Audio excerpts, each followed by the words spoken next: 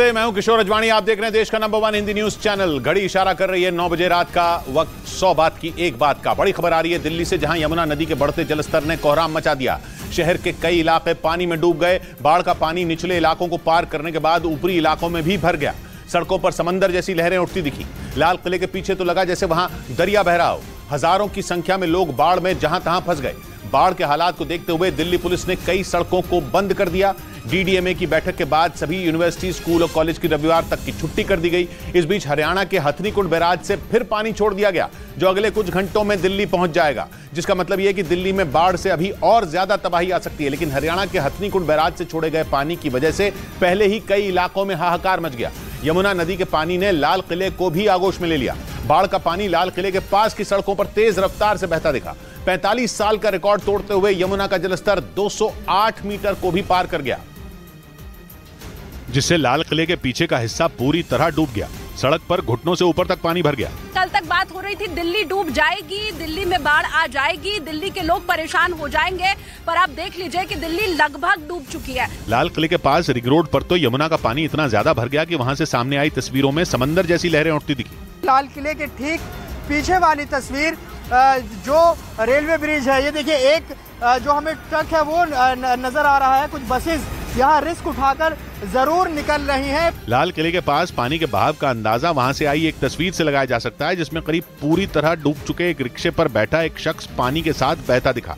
तो उधर कश्मीरी गेट इलाके में यमुना के पानी ने तांडव मचा दिया। वहां सड़कें तालाब बन गई, हर तरफ मटमैला पानी बहता दिखा, जिससे हालात बेकाबू हो गए। सड़क पर पानी भर जाने की वजह से लोगों की सुरक्षा को देखते हुए एक तरफ से ट्रैफिक रोक दिया गया। वहां से सामने आई तस्वीरों को देखकर ऐसा लगा मानो सड़क के दूसरी तरफ तेज रफ्तार नदी बह रही हो। जहां तक नजर जा रही थी बाढ़ का मटमैला पानी नजर आ रहा था। जिस तरफ से ट्रैफिक खोला गया था उधर भी सड़क पर आगे पानी भरा दिखा। मजबूरी में गाड़ियां बाढ़ के पानी को पार करके जाती दिखाई दी। सड़क पर आए यमुना नदी के पानी ने कश्मीरी गेट इलाके में गाड़ियों की रफ्तार पर ब्रेक लगा दिया, जिससे वहां लंबा जैम लग गया। इस बीच दिल्ली में बाढ़ लाने वाली यमुना नदी का पानी आईटीओ ब्रिज के पास पहुंच गया और पुरानी दिल्ली रेलवे स्टेशन की तरफ जाने वाला रास्ता पूरी तरह डूब गया, जिसकी वजह से लोगों की मुसीबत कई गुना बढ़ गई। आईटीओ ब्रिज से होते हुए पुरानी दिल्ली की तरफ जाने वाले रास्ते पर घुटनों तक यमुना नदी का पानी भरा दिखा। कश्मीरी गेट से पहले हनुमान मंदिर के आसपास सड़क पूरी तरह पानी में डूबी नजर आई। वहां से सामने आए एक वीडियो में 2 लोग एक स्कूटर को धक्के लगाकर पानी के बाहर ले जाते दिखे। दिल्ली में लोहे के पुल से पुरानी दिल्ली को जोड़ने वाला अंडरपास बाढ़ के पानी में डूबा नजर आया। हालांकि दिल्ली पुलिस ने बैरिकेड लगाकर ट्रैफिक को पहले ही रोक दिया था। तमाम बड़े नाले हैं ऐसे, वो यमुना में जाकर मिलते हैं और यमुना अब खुद उफान पर चल रही है। ये अंडरपास लोहे के पुल से इधर पुरानी दिल्ली को जोड़ता है। आईटीओ इलाके में सड़कों पर पानी भरने से कई जगहों पर लोगों को ट्रैफिक जैम से जूझना पड़ा और यमुना के बढ़े हुए जलस्तर की वजह से कुछ ऐसा ही हाल दिल्ली के पॉश इलाके सिविल लाइंस में भी दिखा। बाढ़ के पानी में सड़कें समंदर बन गई तो गलियों से दरिया बहता दिखाई दिया और कुछ लोग बाढ़ के पानी में अपना सामान निकालते दिखे। घरों के निचले हिस्से में पानी भर जाने से लोगों को दूसरी मंजिल पर शरण लेनी पड़ी। सिविल लाइंस इलाके में रिंग रोड पर पानी भरने से मजनू का टीला को कश्मीरी गेट आईएसबीटी से जोड़ने वाली सड़क पूरी तरह बंद हो गई। बाढ़ से प्रभावित ये इलाका मुख्यमंत्री अरविंद केजरीवाल के आवास और दिल्ली विधानसभा से महज 500 मीटर की दूरी पर है। वहीं दिल्ली के निगम बोध घाट इलाके में तो हालात और ज्यादा खराब दिखे। वहाँ बनाई गई गौशाला पूरी तरह पानी में डूब गई, जिसके बाद काफी मुश्किल से गायों को वहाँ से निकाला जा सका। वहीं दिल्ली में यमुना नदी का सबसे रौद्र रूप लोहे के पुराने पुल के पास दिखा। हरियाणा के हथनीकुंड बैराज से छोड़े गए पानी की वजह से यमुना नदी का पानी 208 मीटर को भी पार कर गया, जिसके बाद ऐसा लगा कि यमुना का पानी पुराने लोहे के पुल को भी पार कर जाएगा और अपने साथ उसे बहा ले जाएगा। यमुना नदी में पानी की रफ्तार और हाहाकारी लहरों से खतरे को देखते हुए 3 दिन पहले ही पुल पर आवाजाही रोक दी गई थी। पुराने लोहे के पुल के पास अभी फिलहाल मैं खड़ी हूँ। ये पुराना लोहे का पुल है और आप देखिए नीचे यमुना और ऊपर पुल, कितना जरा सा फासला यहाँ पर बचा रह गया है। दिल्ली में राजघाट जाने वाली सड़क को पूरी तरह बंद कर दिया गया क्योंकि वहाँ घुटनों तक पानी भर चुका था। आईटीओ के नजदीक राजघाट जाने वाला रास्ता आप देख सकते हैं, ये बिल्कुल सर्विस चलती रोड थी। यहाँ पर पुलिस के कई अधिकारी यहाँ पर मौजूद हैं। यमुना नदी के बढ़े हुए जलस्तर ने एक ही झटके में दिल्ली के कई इलाकों में कोहराम मचा दिया। दिल्ली के मोनेस्ट्री, यमुना बाजार, यमुना खादर, मजनू का टीला, कश्मीरी गेट, सिविल लाइंस और यमुना बैंक मेट्रो स्टेशन तक बाढ़ का पानी पहुंच गया। इस बीच दिल्ली में आई बाढ़ की वजह से पीने के पानी का भी बड़ा संकट आ सकता है, क्योंकि 3 वाटर ट्रीटमेंट प्लांट में यमुना नदी का पानी भर गया, जिससे उन्हें बंद करना पड़ा। दिल्ली सरकार के मुताबिक इन प्लांट के बंद होने से दिल्ली के कई इलाकों में पानी की सप्लाई कम हो जाएगी, जिसका मतलब यह हुआ कि यमुना के पानी में डूबती दिल्ली में यहाँ के लोग प्यासे रहेंगे। यमुना नदी का पानी बढ़ने से दिल्ली में वजीराबाद, चंद्रावल और ओखला वाटर ट्रीटमेंट प्लांट पूरी तरह बंद कर दिए गए, जिसके बाद मुख्यमंत्री अरविंद केजरीवाल ने अधिकारियों के साथ वजीराबाद वाटर ट्रीटमेंट प्लांट का दौरा किया और हालात का जायजा लिया। अगले 1-2 दिन लोगों को पानी की दिक्कत हो सकती है। हालांकि तीनों वाटर ट्रीटमेंट प्लांट से बाढ़ का पानी निकालने की कोशिश की जा रही है ताकि उन्हें दोबारा शुरू किया जा सके। उधर दिल्ली के कई इलाकों में आई बाढ़ की वजह से ट्रैफिक रूट में भी बदलाव कर दिया गया। यमुना नदी में उफान की वजह से कई जगह सड़कों पर पानी भर गया, जिससे उन्हें बंद करना पड़ा, जिसके बाद दिल्ली पुलिस ने ट्रैफिक रूट में बदलाव का दिशा निर्देश जारी कर दिया। क्योंकि दिल्ली के कई इलाकों में सड़कें समंदर बन गईं, जिसकी वजह से ट्रैफिक रूट में बदलाव कर दिया गया। यमुना नदी का पानी आने के बाद दिल्ली पुलिस ने Kashmiri gate, main road, ring road और भैरव मार्ग को बंद कर दिया। बाढ़ के पानी की वजह से आईपी फ्लाईओवर और चंदगीराम अखाड़े के बीच महात्मा गांधी मार्ग और कालीघाट मंदिर और दिल्ली सचिवालय के बीच महात्मा गांधी मार्ग को भी बंद कर दिया गया। वजीराबाद ब्रिज और चंदगीराम अखाड़े के बीच बाहरी रिंग रोड पर भी आवाजाही रोक दी गई। बाढ़ प्रभावित इलाकों से गुजरने वाली सड़कों पर दूसरे राज्यों से दिल्ली आने वाले कमर्शियल वाहनों की एंट्री भी रोक दी गई।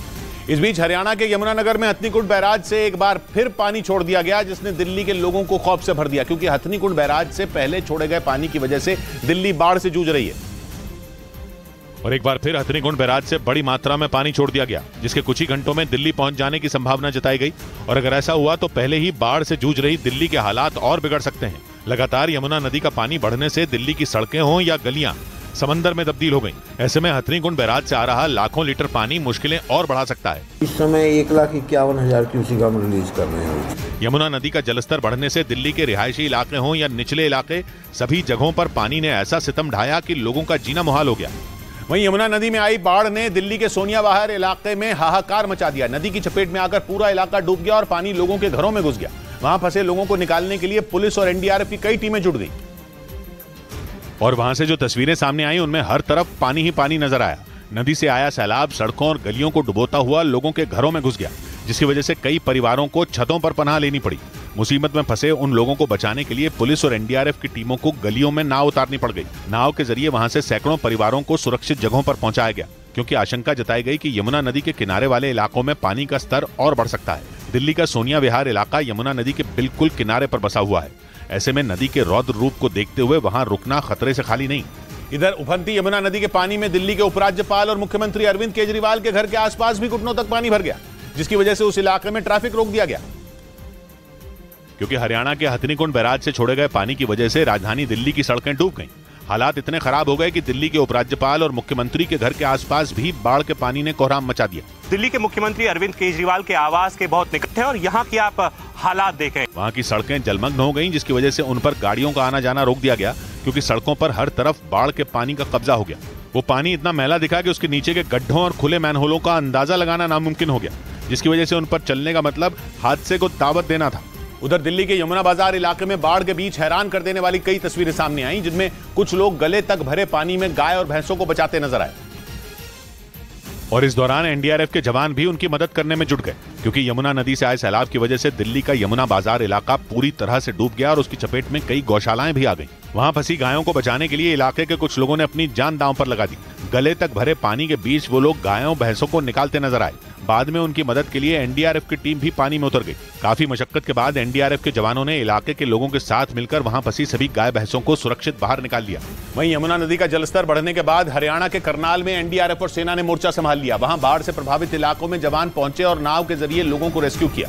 साथ ही घरों में फंसे लोगों के लिए खाने पीने का सामान भी पहुंचाया गया। क्योंकि भारी बारिश और हथनीकुंड बैराज से पानी छोड़े जाने के बाद यमुना नदी का जलस्तर तेजी से बढ़ गया और करनाल के कई गांव पूरी तरह डूब गए। कुछ इलाकों से दहशत पैदा करने वाले वीडियो सामने आए, जिनमें कई घर दरिया में समाये दिखाई दिए। यही वजह रही कि वहां बाढ़ में फंसे लोगों को बचाने के लिए एनडीआरएफ और सेना के जवानों को तैनात कर दिया गया। इस दौरान जवान वहां नाव के सहारे लोगों के बीच खाने पीने समेत दूसरा जरूरी सामान पहुंचाते नजर आए। और अभी धीरे धीरे जा रहे हैं, किस्तें भी आगे भेज रहे हैं, खाना भी बांट रहे हैं, इधर सारा प्रशासन लगा हुआ है। साथ ही जवान ऊंचे इलाकों में लोगों के रहने के लिए टेंट का इंतजाम भी करते दिखे। इधर दिल्ली के पास यूपी के नोएडा के रिहायशी इलाकों में भी यमुना का पानी घुस गया, जिसने लोगों की मुश्किलें बढ़ा दी। लगातार बारिश की वजह से यहां के कई इलाकों में पानी भर गया, जिसकी वजह से लोगों को आने जाने में दिक्कत होने लगी। इसका एक वीडियो भी सामने आया, जिसमें वहां की सड़कों पर घुटनों तक पानी भरा नजर आया और लोग उसके बीच से ही गुजरते दिखे। बताया गया कि सड़कों पर पानी भरने की वजह से ट्रैफिक पुलिस ने कई रास्ते डाइवर्ट कर दिए, जिसकी वजह से लोगों की परेशानी बढ़ गई। लोग पैदल ही जा रहे हैं, जिस तरीके से जाने की कोशिश कर रहे हैं, घुटनों से ज्यादा पानी यहाँ पर भर चुका है। पानी भरने की वजह से वहां के एक अस्पताल पर भी जल भराव का खतरा मंडराने लगा, जिसे देखते हुए अस्पताल प्रशासन ने पानी रोकने का काम शुरू कर दिया। वहीं भारी बारिश और जल भराव की वजह से नोएडा में स्कूल बंद कर दिए गए।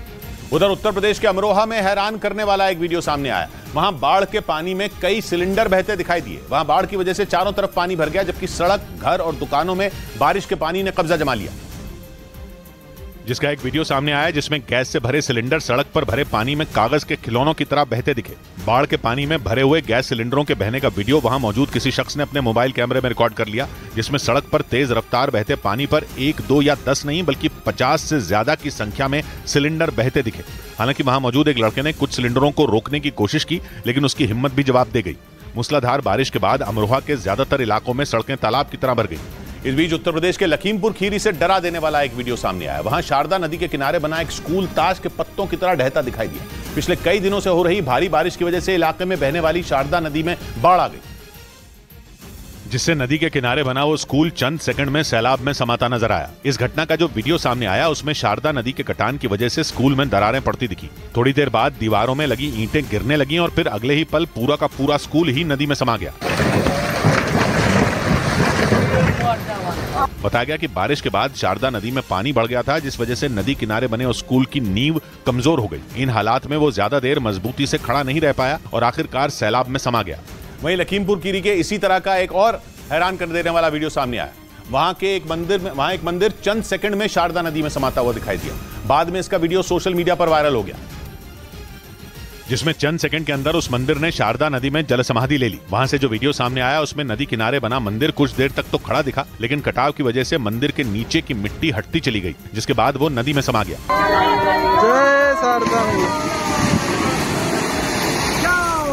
इस दौरान वहां कुछ लोग भी खड़े दिखाई दिए। एक आदमी तो मंदिर के नजदीक खड़ा होकर उसका वीडियो बनाता नजर आया, लेकिन जैसे ही वो मंदिर ढहा वो पीछे हट गया। लगातार हो रही भारी बारिश से शारदा नदी का जलस्तर बढ़ने से नदी का कटाव तेजी से शुरू होने लगा। सिर्फ मंदिर ही नहीं बल्कि नदी के किनारे बसे कई गांवों पर डूबने का खतरा मंडराने लगा। उधर उत्तराखंड के पौड़ी गढ़वाल से एक खौफनाक वीडियो सामने आया, जिसमें एक पुल बीच से टूटा हुआ दिखाई दिया। बताया गया कि पुल ढहने के दौरान वहां से गुजर रहे 2 लोग भी उस पुल के साथ नीचे उफनती नदी में गिर गए, जिसे देखकर वहां आसपास मौजूद लोगों की सांसें थम गईं, क्योंकि उत्तराखंड के पौड़ी गढ़वाल में अचानक एक बड़े पुल का हिस्सा बीच से ढह गया और नीचे उफनते सैलाब में समा गया। बताया गया कि वो पुल मालन नदी के ऊपर बना था, जो पानी का बहाव काफी तेज होने की वजह से ढह गया और जिस वक्त यह हादसा हुआ उस दौरान वहां से गुजर रहे 2 लोग भी पुल ढहने के साथ नीचे गिर गए। यहाँ पर और खतरनाक सीन हो गया है। भाई आगे मत जा प्लीज।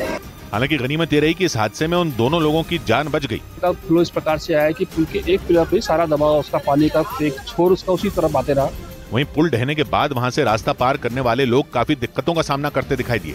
इस बीच मौसम विभाग ने उत्तराखंड के कई जिलों में भारी बारिश का रेड अलर्ट जारी कर दिया। मतलब पहाड़ पर आसमान से एक बार फिर आफत बरसने की आशंका जताई गई और ऐसा हुआ तो वहां रहने वाले लोगों की परेशानी और बढ़ जाएगी, क्योंकि उत्तराखंड पिछले कई दिनों से भारी बारिश की मार झेल रहा है। सैलाब से वहां के कई इलाकों में हाहाकार मचा है। बारिश की वजह से एक दिन पहले केदारनाथ यात्रा रोक दी गई। इसके अगले दिन ऋषिकेश गंगोत्री हाईवे को भी बंद कर दिया गया, क्योंकि इस हाईवे पर जगह जगह पहाड़ खिसकने से मलबा गिरने का सिलसिला शुरू हो गया। इस बीच मौसम विभाग ने चमोली, पौड़ी, पिथौरागढ़, बागेश्वर, अल्मोड़ा, नैनीताल और हरिद्वार में भारी बारिश का रेड अलर्ट जारी कर दिया, जिसका मतलब इन जिलों में अगले कुछ दिनों तक लोगों को बारिश से राहत नहीं मिलेगी। इस आफत को देखते हुए राज्य के मुख्यमंत्री पुष्कर सिंह धामी ने हरिद्वार का दौरा कर वहां के हालात का जायजा लिया। उधर बाढ़ से बेहाल उत्तराखंड के कई इलाकों का मुख्यमंत्री पुष्कर सिंह धामी ने हवाई सर्वे कर राज्य के बिगड़े हालात का जायजा लिया। हवाई सर्वे के दौरान उत्तराखंड के हरिद्वार के कई इलाकों में भारी तबाही दिखी और वहां लगभग सभी गांव बाढ़ की चपेट में दिखाई दिए। हवाई सर्वे के दौरान उत्तराखंड के हरिद्वार में कोई भी ऐसा इलाका नहीं दिखा जहां बाढ़ ने कोहराम न मचाया हो। मुख्यमंत्री पुष्कर सिंह धामी ने सबसे पहले ग्रामीण इलाकों की बदहाली देखी, फिर उनका हेलीकॉप्टर शहरी इलाकों के ऊपर से गुजरा, जहां सड़क, मकान, दुकान सब कुछ डूबे नजर आए। बिजली सप्लाई बंद है, पानी की बंद है, सड़क मार्ग भी बंद है और उन सभी को चालू करवाएंगे। उत्तराखंड के लोगों की मुसीबतें कम होती नहीं दिख रही हैं, क्योंकि सरकारी आंकड़ों के मुताबिक वहां अभी 480 सड़कें बंद हैं, जिनमें 2 नेशनल हाईवे और 32 स्टेट हाईवे शामिल हैं, जिसकी वजह से कई इलाकों में बचाव अभियान में जुटी टीमों को काफी मुश्किलों का सामना करना पड़ रहा है। वहीं उत्तराखंड के उत्तरकाशी में भागीरथी नदी में आए उफान ने लोगों को डरा दिया। वहां जमीन खिसकने से लोग खौफ में आ गए। उत्तरकाशी में लगातार हो रही बारिश की वजह से नदियों का जलस्तर काफी ज्यादा बढ़ चुका।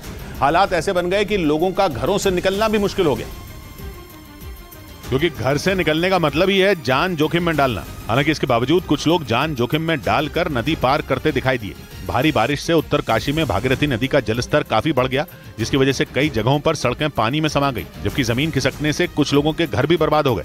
गंगा से लेकर यमुना का जलस्तर लगातार बढ़ता ही जा रहा है। हालांकि नदी में बढ़ते जलस्तर को देखते हुए प्रशासन पूरी तरह सतर्क हो गया। नदी के किनारे रहने वाले लोगों को घरों में रहने की चेतावनी जारी कर दी गई। इतना ही नहीं, जिन जगहों पर खतरा ज्यादा था वहां से लोगों को सुरक्षित जगहों पर पहुंचाया गया। इधर उत्तराखंड के हरिद्वार में बाढ़ का पानी लोगों के लिए दोहरी मुसीबत लेकर आया। एक तरफ लोगों के आशियाने पानी में डूबे दिखे, वहीं दूसरी तरफ लोगों के घरों और दुकानों में रखा सामान भी पानी में तिनकों की तरह बह गया।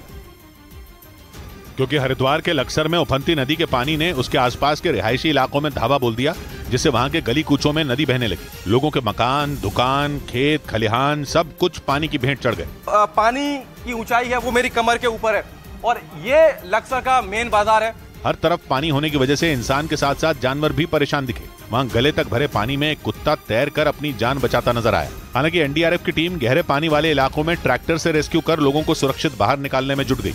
इस बीच हरिद्वार में ही बाढ़ में फंसे लोगों का रेस्क्यू किया गया। वहां लगातार बारिश की वजह से कई इलाकों में पानी भर गया, जिसकी वजह से कई लोग अपने ही घरों में फंस गए और वहां इतना ज्यादा पानी भर गया कि एसडीआरएफ के जवानों को रेस्क्यू के लिए नाव का सहारा लेना पड़ा। वहां से जो तस्वीरें सामने आई उनमें चारों तरफ सिर्फ पानी ही पानी नजर आया और उसके बीच वो नाव दिखी जिसकी मदद से वहां फंसे लोगों को निकाला जा रहा था। उस वीडियो में सड़क पर इतना पानी दिखाई दिया कि मानो नदी बह रही हो, जिसका पानी लोगों के घरों में घुस गया और लोग अपने ही घरों में फंस गए, जिसके बाद रेस्क्यू टीम वहां पहुंची और लोगों को सुरक्षित जगहों पर पहुंचाया गया।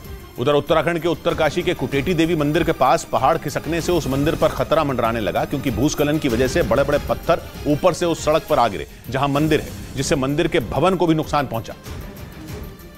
क्योंकि पहाड़ खिसकने की वजह से पहाड़ से टूटकर गिरे पत्थर कुटेटी देवी मंदिर के भवन के पास आ गिरे। कुछ बड़े पत्थरों से मंदिर के भवन को भी नुकसान पहुंचा। साथ ही सड़क से गिरा मलबा नीचे मंदिर और वहां के पुजारी के घर के सामने इकट्ठा हो गया। पंडित जी लोगों का घर है, निवास है, वहाँ पे पूरा ऊपर सड़क से लेके मलबा गिर गया है। पहाड़ खिसकने से वहां की एक सड़क पर दरारें पड़ गईं, जिससे गुजरने वाली गाड़ियां काफी सावधानी से निकलती दिखाई दी, क्योंकि जरा सी चूक हादसे की वजह बन सकती थी। इस बीच उत्तराखंड के उत्तरकाशी में गंगोत्री हाईवे को तेज बारिश के बीच बीआरओ यानी बॉर्डर रोड्स ऑर्गेनाइजेशन ने खोल दिया, जिसके बाद बड़ी संख्या में फंसे कांवड़ यात्रियों को जान जोखिम में डालकर निकाला गया। वहां भारी बारिश की वजह से हालात काफी खराब हो गए, जिसका एक वीडियो भी सामने आया है, जिसमें बड़ी संख्या में फंसे कांवड़ यात्री गंगोत्री हाईवे को पार करते दिखाई दिए। कई मोटरसाइकिल सवार और कार सवार अपनी जान जोखिम में डालकर गंगोत्री हाईवे को पार करते नजर आए। भारी बारिश की वजह से गंगोत्री हाईवे पर जगह जगह पहाड़ से मलबा आ गया और इस वजह से रास्तों की हालत बेहद खराब हो गई। इतना ही नहीं, भारी बारिश की वजह से रास्ता जगह जगह से टूटा दिखाई दिया और फिसलन भी काफी बढ़ गई, लेकिन लोगों ने जान जोखिम में डालकर खतरों के बीच गंगोत्री हाईवे को पार किया। इधर हरियाणा के कुरुक्षेत्र में भारी बारिश के बाद बाढ़ ने अपना रौद्र रूप दिखाया, जिससे वहां कई गांव पानी में डूब गए। कुरुक्षेत्र में बाढ़ की वजह से जीटी रोड के ऊपर सैलाब बहता नजर आया, जिसकी एक तस्वीर सामने आई, जिसमें वहां सड़क के ऊपर से बाढ़ का पानी ऐसे गुजरता दिखा मानो कोई उफनती नदी हो। कुरुक्षेत्र में मारकंडा नदी में आई बाढ़ की वजह से शाहबाद रोड के आसपास के कई गांव डूब गए। लोगों के घरों में बाढ़ का पानी घुस गया। कुरुक्षेत्र के रामगढ़ इलाके में सड़कों पर सैलाब उमड़ता दिखा, जबकि खेत तालाब में तब्दील नजर आए, जिसकी वजह से सैकड़ों एकड़ धान की फसल बर्बाद हो गई। इस बीच एक तस्वीर में सड़क के डूब जाने की वजह से वहां से गुजरने वाले लोग जूझते दिखाई दिए। वहीं कई लोग सैलाब की चपेट में आने से बचने के लिए ट्रैक्टर का सहारा लेते दिखाई दिए। उधर हरियाणा के पानीपत में यमुना नदी के पानी ने लोगों की मुसीबत बढ़ा दी, क्योंकि हथनीकुंड बैराज से लगातार पानी छोड़े जाने की वजह से यमुना नदी का जलस्तर बढ़ गया, जिससे नदी के किनारे के कई गांव बाढ़ में डूब गए। वहां से आई एक तस्वीर में गांव की गलियों में सैलाब बहता नजर आया। कई गांव बाढ़ की आगोश में दिखे। पानीपत में यमुना नदी के किनारे के इलाकों में बाढ़ की वजह से हड़कंप मच गया। कई लोगों के घर पानी में डूब गए। इस बीच वहां से आए एक वीडियो में कुछ लोग बाढ़ के पानी में तैरते दिखाई दिए। हमारा ग्राउंड भी था, वो सब डूब चुके हैं। 2-2.5 फुट पानी है गाँव के अंदर। गाँव में पानी के बढ़ते जलस्तर को देखकर लोग खौफ में आ गए। जो कच्चे मकान है उनको खतरा है, किस टाइम भी वो मकान गिर सकते हैं। गांव वालों के मुताबिक इससे पहले बाढ़ का ऐसा मंजर 1978 में दिखा था। उसके बाद साल 2013 में भी बाढ़ से हालात कुछ इसी तरह खराब हुए थे, लेकिन इस बार सारे रिकॉर्ड टूट गए। और इसी बीच अंबाला में बाढ़ के कहर के बीच रेस्क्यू ऑपरेशन में वायुसेना के हेलीकॉप्टरों का इस्तेमाल किया गया, जिनके जरिए वहां के बाढ़ प्रभावित इलाकों में खाना, पानी और जरूरत का तमाम सामान भिजवाया गया, क्योंकि बाढ़ की वजह से वहां के लोगों को खाना और पानी भी मैसर नहीं। वहां की ज्यादातर सड़कें पानी से लबरेज हो गई, जिसकी वजह से जमीन के रास्ते रेस्क्यू करने में दिक्कत पेश आने लगी। इसलिए वहां के बाढ़ग्रस्त इलाकों तक राहत सामग्री पहुंचाने के लिए भारतीय वायुसेना के 2 हेलीकॉप्टरों को लगाया गया, जिनके जरिए बाढ़ में फंसे लोगों के लिए 2000 किलो की राहत सामग्री भिजवाई गई, जिसमें पानी की बोतलें, राशन और जरूरी सामान भेजा गया। उधर ब्यास और सतलुज नदी में आए उफान की वजह से पंजाब के फिरोजपुर जिले में कई इलाके सैलाब में डूब गए। वहां कई एकड़ खेत और लोगों के घर सब कुछ बाढ़ के पानी में समा गए, जिससे लोगों का जीना मुहाल हो गया। और कुछ लोग पानी की तेज धार में ही चलते दिखे, क्योंकि लगातार हो रही तेज बारिश और बाढ़ की वजह से पानी की खौफनाक लहरों ने पंजाब के फिरोजपुर में तबाही मचा दी। इस बीच फिरोजपुर के निहाल लवेरा से डरा देने वाली तस्वीरें सामने आई, जिनमें दूर दूर तक सिर्फ समंदर जैसा मंजर दिखाई दिया। बताया गया कि ब्यास और सतलुज नदियों के सैलाब ने कई गांवों को अपनी आगोश में ले लिया। नहीं अंदाजा नहीं लगा पा रहे होंगे, तालाब है, नदी है, ये सड़क है दरअसल, यहाँ से ट्रैक्टर, लेकिन हम यहीं तक डंडे की मदद से, इनकी मदद से मैं यहाँ तक पहुँची हूँ। वहाँ बाढ़ में फंसे लोगों को बचाने के लिए रेस्क्यू ऑपरेशन चलाया गया, जिसमें नाव के जरिए 1000 से ज्यादा लोगों को सुरक्षित जगह तक पहुँचाया गया। साथ ही लोगों की मदद के लिए BSF और सेना के जवान भी वहाँ तैनात नजर आए। इस बीच बाढ़ प्रभावित हिमाचल प्रदेश के किन्नौर जिले में NDRF और ITBP के जवानों ने उफनती नदी के उस पार फंसे 28 लोगों का रेस्क्यू कर उनकी जान बचाई। बताया गया कि उनमें कुछ लोग ट्रेकिंग के लिए वहां गए थे, जबकि कुछ स्थानीय चरवाहे जिन्हें जान जोखिम में डालकर उफनती नदी के उस पार से रस्सी के एक ट्रैक के सहारे रेस्क्यू किया गया, जिसका वीडियो भी सामने आया। और उन्हें सुरक्षित निकालने के लिए NDRF और ITBP के जवानों ने उफनती नदी के ऊपर सबसे पहले रस्सी का एक ट्रैक बनाया और उसी के सहारे एक एक कर सभी को बाहर निकाला। ये रेस्क्यू ऑपरेशन किन्नौर जिले के कारा इलाके में चलाया गया। जोखिम से भरे इस रेस्क्यू ऑपरेशन में NDRF और ITBP के जवानों ने मिलकर 28 लोगों की जान बचाई। और भारत ही नहीं, दुनिया के कई देश भारी बारिश और बाढ़ की मुसीबत से जूझ रहे हैं। रूस से आई डरा देने वाली एक तस्वीर में भी ऐसी ही खौफनाक बाढ़ दिखाई दी, जिसने वहां कहर बरपा दिया। क्योंकि रूस के दक्षिणी इलाके में बसे नेबक शहर में भारी बारिश के बाद बाढ़ जैसे हालात हो गए। वहां सैलाब का ऐसा बार हुआ कि हर तरफ तबाही का समंदर दिखाई दिया। बादल फाड़ बारिश के बाद रिहायशी इलाकों में घनघोर संकट मंडराने लगा।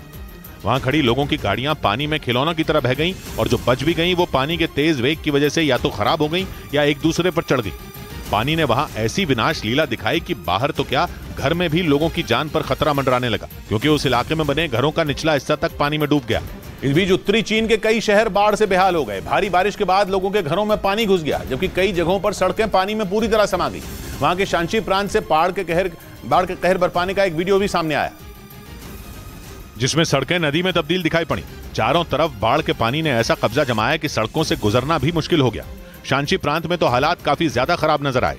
वहां बाढ़ का पानी लोगों के घरों तक पहुंच गया, जिससे लोगों की मुश्किलें बढ़ गईं। लेकिन सबसे ज्यादा परेशानी का सामना सड़क से गुजरने वाले लोगों को करना पड़ा, क्योंकि कई जगहों पर सड़कें टूट गईं। इतना ही नहीं, भारी जलभराव की वजह से लोगों की गाड़ियां भी बंद हो गईं। उत्तरी चीन के कई हिस्सों में मूसलाधार बारिश की वजह से वहां कई इलाकों में बाढ़ आ गई। उधर आरोप है कि पटना में प्रदर्शन के दौरान पुलिस के लाठीचार्ज में घायल हुए बीजेपी के एक नेता की मौत हो गई। जिनकी मौत हुई, उनका नाम विजय सिंह बताया गया, जो जहानाबाद में बीजेपी के जिला महामंत्री थे। घटना तब हुई जब राज्य में बिगड़ती कानून व्यवस्था और भ्रष्टाचार के मुद्दे पर बीजेपी ने पटना के गांधी मैदान से विधानसभा तक मार्च निकाला। और आरोप है कि जैसे ही मार्च शहर के डाक बंगला चौराहे पर पहुंचा, पुलिस ने लाठीचार्ज कर दिया। इस दौरान प्रदर्शन में शामिल बीजेपी नेताओं और कार्यकर्ताओं को दौड़ा दौड़ा कर पीटा गया। आरोप है कि इस कार्रवाई के दौरान पुलिस के जवानों ने विजय सिंह को भी बुरी तरह मारा, जिसमें वो घायल हो गए। बाद में उन्हें इलाज के लिए अस्पताल ले जाया गया, जहां उनकी मौत हो गई। पुलिस ने इतनी बुरी तरह से पिटाई की कि अस्पताल पहुंचते पहुंचते उसकी मौत हो गई। बीजेपी का आरोप है कि पुलिस की इस कार्रवाई में पार्टी के 20 से ज्यादा कार्यकर्ता घायल हो गए। इस बीच बीजेपी के राष्ट्रीय अध्यक्ष JP नड्डा ने ट्वीट कर विजय सिंह की मौत पर राज्य की नीतीश सरकार को घेरा। और राज्य सरकार के खिलाफ प्रदर्शन के दौरान बीजेपी नेता विजय सिंह की मौत पर नीतीश सरकार और विपक्ष आमने सामने आ गए। बीजेपी का आरोप है कि विजय सिंह की मौत अस्पताल पहुंचने से पहले ही हो गई थी। और आरोप लगाया कि राज्य सरकार के इशारे पर जिला प्रशासन ने उनकी मौत की खबर कई घंटों तक छिपाए रखी। इससे पहले पटना जिला प्रशासन की तरफ से यह जानकारी दी गई थी कि विजय सिंह शहर के एक दूसरे इलाके में बेहोशी की हालत में सड़क के किनारे मिले थे। उनके शरीर पर किसी भी तरह के चोट के निशान नहीं थे। बाद में उन्हें इलाज के लिए पटना मेडिकल कॉलेज में भर्ती कराया गया, जबकि बीजेपी के मुताबिक विजय सिंह प्रदर्शन में शामिल थे और उन्हें पुलिस ने बुरी तरह पीटा था। बाद में ये जानकारी सामने आई कि अस्पताल में भर्ती किए जाने के आधे घंटे बाद उनकी मौत हो गई थी। हालांकि विजय सिंह की मौत के बाद जिला प्रशासन प्रदर्शन और पुलिस कार्रवाई के CCTV वीडियो खंगालने में जुट गया, ताकि मौत की सही वजह का पता चल सके। और नीतीश सरकार के खिलाफ बीजेपी के प्रदर्शन के दौरान पुलिस कार्रवाई के हैरान कर देने वाले कई वीडियो सामने आए, जिन्हें देखकर ऐसा लगा जैसे पुलिस हालात संभालने के लिए नहीं, बल्कि प्रदर्शनकारियों को सबक सिखाने के लिए लाठी चला रही। क्योंकि आरोप है कि प्रदर्शन में शामिल बीजेपी नेताओं और कार्यकर्ताओं को पुलिस ने बेरहमी से पीटा। ये पूरा बवाल तब हुआ जब राज्य सरकार के खिलाफ बीजेपी ने पटना के गांधी मैदान से विधानसभा तक मार्च निकाला। शहर के डाक बंगला चौराहे पर पुलिस ने मार्च को आगे बढ़ने से रोक दिया, जिसके बाद बीजेपी के कार्यकर्ता धरने पर बैठ गए। पहले तो उन्हें समझाने की कोशिश की गई और नहीं मानने पर पुलिस ने उन पर लाठीचार्ज कर दिया। पुलिस की इस कार्रवाई के हैरान कर देने वाले कई वीडियो सामने आए, जिन्हें देखकर ऐसा लगा जैसे पुलिस हालात संभालने के लिए नहीं, बल्कि बीजेपी नेताओं और कार्यकर्ताओं को सबक सिखाने के लिए लाठी चला रही हो। हालात संभालने के लिए पुलिस पुलिस को आंसू गैस के गोले तक छोड़ने पड़े। प्रदर्शनकारियों को तितर-बितर करने के लिए पुलिस को वाटर कैनन का भी इस्तेमाल करना पड़ा। और ये पूरा बवाल तब हुआ जब बीजेपी ने राज्य की नीतीश सरकार के खिलाफ मोर्चा खोल दिया। सरकार के खिलाफ मार्च निकालते हुए बीजेपी के कई बड़े नेता और सैकड़ों की संख्या में पार्टी के कार्यकर्ता विधानसभा की तरफ आगे बढ़े, लेकिन डाक बंगला चौराहे पर मार्च के पहुंचने के बाद वहां के हालात बिगड़ने लगे, क्योंकि पुलिस ने मार्च को आगे बढ़ने से रोकने के लिए वहां पूरी तैयारी कर रखी थी। प्रदर्शनकारी आगे न बढ़ सके, इसके लिए पुलिस ने सड़क को बैरिकेड लगाकर बंद कर दिया। बाद में पुलिस ने मार्च में शामिल लोगों से पीछे हटने की अपील की। आरोप है कि प्रदर्शनकारियों ने पुलिस की बात नहीं मानी और कुछ पुलिस वालों से ही भिड़ गए, जिसके बाद पुलिस के जवान एक्शन में आ गए। पटना का डाक बंगला चौराहा पूरी तरीके से ये कहा जाए तो रण क्षेत्र में तब्दील हो गया है। पुलिस की इस कार्रवाई के बाद वहां मानो भगदड़ मच गई। प्रदर्शन में शामिल लोग पुलिस की लाठी से बचने के लिए इधर उधर भागने लगे। एक तस्वीर में तो पुलिस के जवान भागते हुए लोगों पर लाठी बरसाते दिखे। इस बीच पटना में पुलिस के लाठीचार्ज की वजह से बीजेपी नेता की मौत के आरोप के बाद पार्टी ने राजभवन तक मार्च निकालने की घोषणा कर दी। पार्टी ने पूरे बिहार में ब्लैक डे मनाने का भी ऐलान किया। बीजेपी नेताओं ने आरोप लगाया कि उनके पार्टी के नेता विजय सिंह की मौत इसलिए हुई क्योंकि उन पर बेरहमी से लाठियां बरसाई गई। यही नहीं, बीजेपी ने तो नीतीश कुमार के इस्तीफे की मांग तक कर डाली। और लाठीचार्ज के अगले ही दिन बीजेपी ने राजभवन तक मार्च निकालने की घोषणा कर दी, क्योंकि बीजेपी ने आरोप लगाया कि पटना में पुलिस की लाठियों की वजह से उसके नेता विजय कुमार की मौत हो गई, जिसका विरोध करने के लिए वो एक बार फिर सड़कों पर उतरेगी, क्योंकि पटना में उसके नेताओं पर बेरहमी से लाठियां चली। नित्यानंद राय ने तो इसके लिए सीधा तेजस्वी और नीतीश को जिम्मेदार ठहराया और नीतीश कुमार के इस्तीफे की मांग कर डाली। यही नहीं, बीजेपी कार्यकर्ताओं पर लाठीचार्ज के मुद्दे पर उसे चिराग पासवान का भी साथ मिला और उन्होंने बीजेपी नेता विजय सिंह को श्रद्धांजलि दी। उधर बीजेपी नेता विजय सिंह की मौत के बाद बिहार के जहानाबाद में उनके घर पर मातम पसर गया। उनकी पत्नी और बेटी का रो रो कर बुरा हाल हो गया। विजय सिंह जहानाबाद में पार्टी के महामंत्री थे और जैसे ही विजय सिंह की मौत की खबर उनके घर पहुंची, वहां कोहराम मच गया। मातम का ऐसा माहौल पसरा कि कलेजा मुंह को आ जाए। विजय सिंह की पत्नी तो ये खबर सुनकर बेसुधी हो गई, जबकि उनकी बेटी का रो रो कर बुरा हाल हो गया। बीजेपी ने आरोप लगाया कि विजय सिंह की मौत पटना पुलिस की लाठियों की वजह से हुई। इस बीच बीजेपी ने विजय सिंह के परिवार को 10 लाख रुपए की मदद देने और उनके परिवार को गोद लेने का ऐलान किया। वहीं बिहार विधानसभा में शिक्षकों की नियुक्ति के मुद्दे पर हुए हंगामे के बाद बीजेपी के 2 विधायकों को मार्शलों ने सदन से बाहर कर दिया। ये एक्शन स्पीकर के कहने पर हुआ, क्योंकि बीजेपी ने सदन के अंदर शिक्षकों की नियुक्ति का मुद्दा उठाया और सदन में हंगामा हुआ, जिसके बाद स्पीकर के आदेश पर मार्शल बीजेपी विधायक जीवेश मिश्रा और कुमार शैलेंद्र को जबरदस्ती सदन से बाहर लाए। जीवेश मिश्रा को तो मार्शलों ने हाथ और पैर से पकड़ा और उठाकर ले आए, जिसके बाद वो स्पीकर पर भड़क गए। हर बात में मार्शल करेंगे, ये कौन सा तरीका है? ये तो बेईमान अध्यक्ष है। वहीं कुमार शैलेंद्र को भी मार्शल खींचते हुए बाहर लाए। उन्होंने आरोप लगाया कि इस खींचतान में उन्हें चोट लग गई। मेरा पैर चप्पल भी लोग फेंक दिया। विधायकों को बाहर निकाले जाने के बाद बीजेपी ने विधानसभा के बाहर प्रदर्शन किया। उधर यूरोप के देश कोसोवो से हैरान कर देने वाली एक तस्वीर सामने आई। वहां के संसद भवन में प्रधानमंत्री के ऊपर विपक्ष के नेता ने पानी फेंक दिया। ये घटना उस वक्त हुई जब वहां के प्रधानमंत्री संसद में भाषण दे रहे थे। तभी कोसोवो की संसद के अंदर विपक्ष के नेता ने प्रधानमंत्री अबीन कुर्ती पर पानी फेंक दिया। इसके बाद तो वहां अफरा तफरी मच गई और प्रधानमंत्री ने अपना भाषण बीच में ही रोक दिया। लेकिन मामला इतने में शांत नहीं हुआ। प्रधानमंत्री पर पानी फेंकने वाले विपक्ष के नेता ने उन पर हमला करने की कोशिश भी की, जिसके बाद वहां मौजूद कुछ लोगों ने किसी तरह उसे रोका, तब जाकर मामला शांत हुआ। इसी बीच आइसलैंड की राजधानी रेक्याविक में भड़के ज्वालामुखी ने एक और खतरनाक रूप ले लिया, जिसके बाद चौथे दिन भी ज्वालामुखी से लावा और जहरीली गैस निकलती दिखी, जिससे आसपास के इलाकों में दहशत फैल गई। क्योंकि 4 दिन पहले फटे ज्वालामुखी से लावा और जहरीली गैसों का रिसाव जारी है। इससे निकलने वाला धुआं और आग की लपटें मीलों दूर से भी साफ देखी गई और विस्फोट के बाद जो तस्वीरें वहां से आईं, वो किसी के भी रोंगटे खड़े कर दें। उसमें लंबी सांप जैसी दरार से नारंगी पिघले हुए लावे की धाराएं और गैसों के बादल निकलते हुए दिखाई दिए। आइसलैंड के इस इलाके में पिछले 3 सालों में ये सबसे बड़ा ज्वालामुखी विस्फोट बताया गया। कई लोग इस खौफनाक मंजर को अपने कैमरे में रिकॉर्ड करते दिखाई दिए। हालांकि प्रशासन ने एडवाइजरी जारी कर लोगों को ज्वालामुखी से दूर रहने को कहा, क्योंकि इससे निकल रही जहरीली गैसों से लोगों को नुकसान हो सकता है।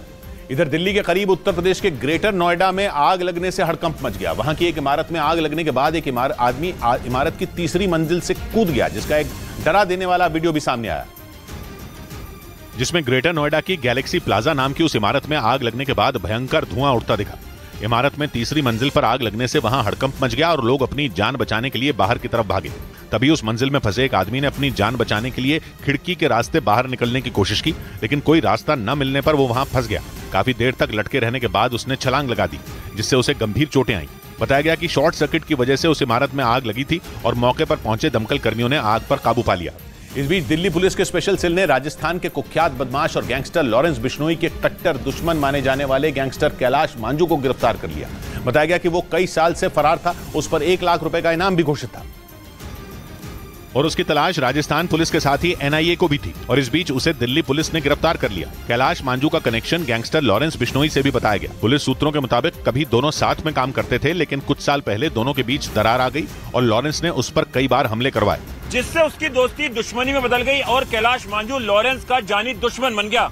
पुलिस के मुताबिक इसीलिए कैलाश मांझू ने लॉरेंस के विरोधी गैंगस्टर आनंद पाल से हाथ मिला लिया था। कैलाश मांझू पर राजस्थान में शातिर अपराधियों पर लगाए जाने वाले राजपासा एक्ट समेत 43 केस दर्ज हैं। सूत्रों के मुताबिक दिल्ली पुलिस अब उसके गैंग पर भी शिकंजा कसेगी, जिसके लिए उसने राजस्थान पुलिस से कैलाश मांझू के गैंग की लिस्ट मांगी है। इधर यूपी की बांदा जेल में बंद मुख्तार अंसारी पर पेशी के दौरान एक गवाह को धमकाने का आरोप लगा, जिसके बाद उस गवाह ने पुलिस से सुरक्षा मांगी। आरोप है कि मुख्तार अंसारी की वीडियो कॉन्फ्रेंसिंग के जरिए पेशी चल रही थी और इसी दौरान उसने अपने खिलाफ गवाही दे रहे उस गवाह को धमकाया। मुख्तार अंसारी द्वारा उक्त केस के गवाहों को धमकाने का प्रयास किया जा रहा है। आरोप है कि पेशी के दौरान उसने अपने वकील से गवाह की फोटो मांगी और उनसे पूछा कि उसके खिलाफ कौन गवाही देने आया है। इसके बाद उस गवाह ने मुख्तार अंसारी के खिलाफ एफआईआर दर्ज करवाई और पुलिस से सुरक्षा की मांग की। आरोप है कि मुख्तार अंसारी की वीडियो कॉन्फ्रेंसिंग के जरिए आजमगढ़ की जिला कोर्ट में पेशी चल रही थी। इसी दौरान जब उसने गवाह को देखा तो वो भड़क गया और उसने पेशी के दौरान ही उसे धमकी दे दी। उधर खबर आई कि एक मिलिट्री ड्रिल के तहत ब्रिटेन, डेनमार्क और फिनलैंड जैसे नेटो देशों के करीब 1 दर्जन फाइटर जेट अमेरिका के 2 विमानों को रोकने के लिए उनके पीछे पड़ गए। इस ड्रिल के जरिए यह जानने की कोशिश की गई कि कल को अगर दुश्मन अमेरिका के आसमान में घुस गया तो अमेरिका अपनी हिफाजत कर पाएगा या नहीं। इसलिए अमेरिका के बम गिराने वाले विमानों के आसमान में पहुंचते ही प्लान के तहत यूरोप के 5 देशों के जेट हाथ धोकर उनके पीछे पड़ गए। बताया गया कि अमेरिका के 2 B-1B बॉम्बर इंग्लैंड से वापस अमेरिका जा रहे थे, लेकिन कनाडा के पास पहुंचते ही अटलांटिक महासागर के ऊपर ब्रिटेन, डेनमार्क, स्वीडन, फिनलैंड और नॉर्वे ने अपने जेट उनके पीछे छोड़ दिए। अमेरिका के बॉम्बरों को इतने जेट के बीच में फंसा देखकर अमेरिका और उसके पड़ोसी कनाडा ने अपने 2 लड़ाकू विमान मदद के लिए भेज दिए और उन 4 फाइटर जेट ने लगभग 1 दर्जन लड़ाकू विमानों को खदेड़कर अमेरिका के दोनों बॉम्बरों को बचा लिया। इस बीच यूक्रेन को भयानक क्लस्टर बम देने का ऐलान करने के बाद अमेरिका यूक्रेन की एक दूसरी बहुत बड़ी मदद करने की तैयारी में है। अमेरिकी राष्ट्रपति बाइडेन ने बताया कि वो यूक्रेन को अमेरिका का ATACMS यानी आर्मी टैक्टिकल मिसाइल सिस्टम देने पर विचार कर रहे हैं। अगर यूक्रेन को वो मिल गया तो रूस की रातों की नींद हराम हो सकती है, क्योंकि फिर रूस का इलाका भी यूक्रेन की जद में आ जाएगा, यानी यूक्रेन धड़ल्ले से रूस पर वार कर सकेगा।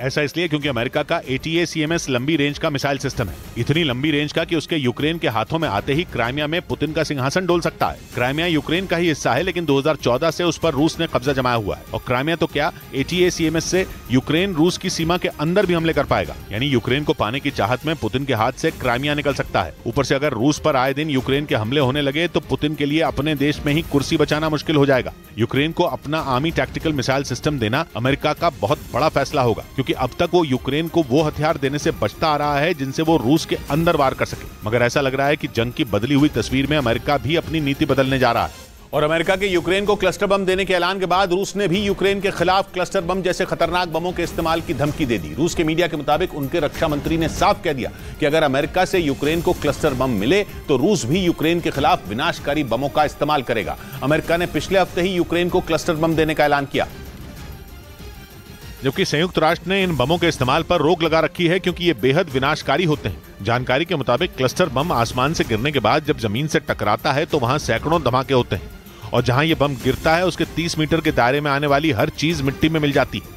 इसीलिए रूस लगातार विरोध कर रहा है ताकि अमेरिका यूक्रेन को क्लस्टर बम न भेजे। इसी बीच रूस के रक्षा मंत्री सर्गेई शोइगु ने धमकी दे दी कि अगर यूक्रेन को क्लस्टर बम मिले तो रूस की फौज दुश्मन के खिलाफ क्लस्टर जैसे घातक बमों का इस्तेमाल करने से पीछे नहीं हटेगी। उधर पश्चिमी मीडिया के मुताबिक फ्रांस की नाराजगी के बाद नेटो जापान में अपना दफ्तर खोलने की योजना से पीछे हट गया।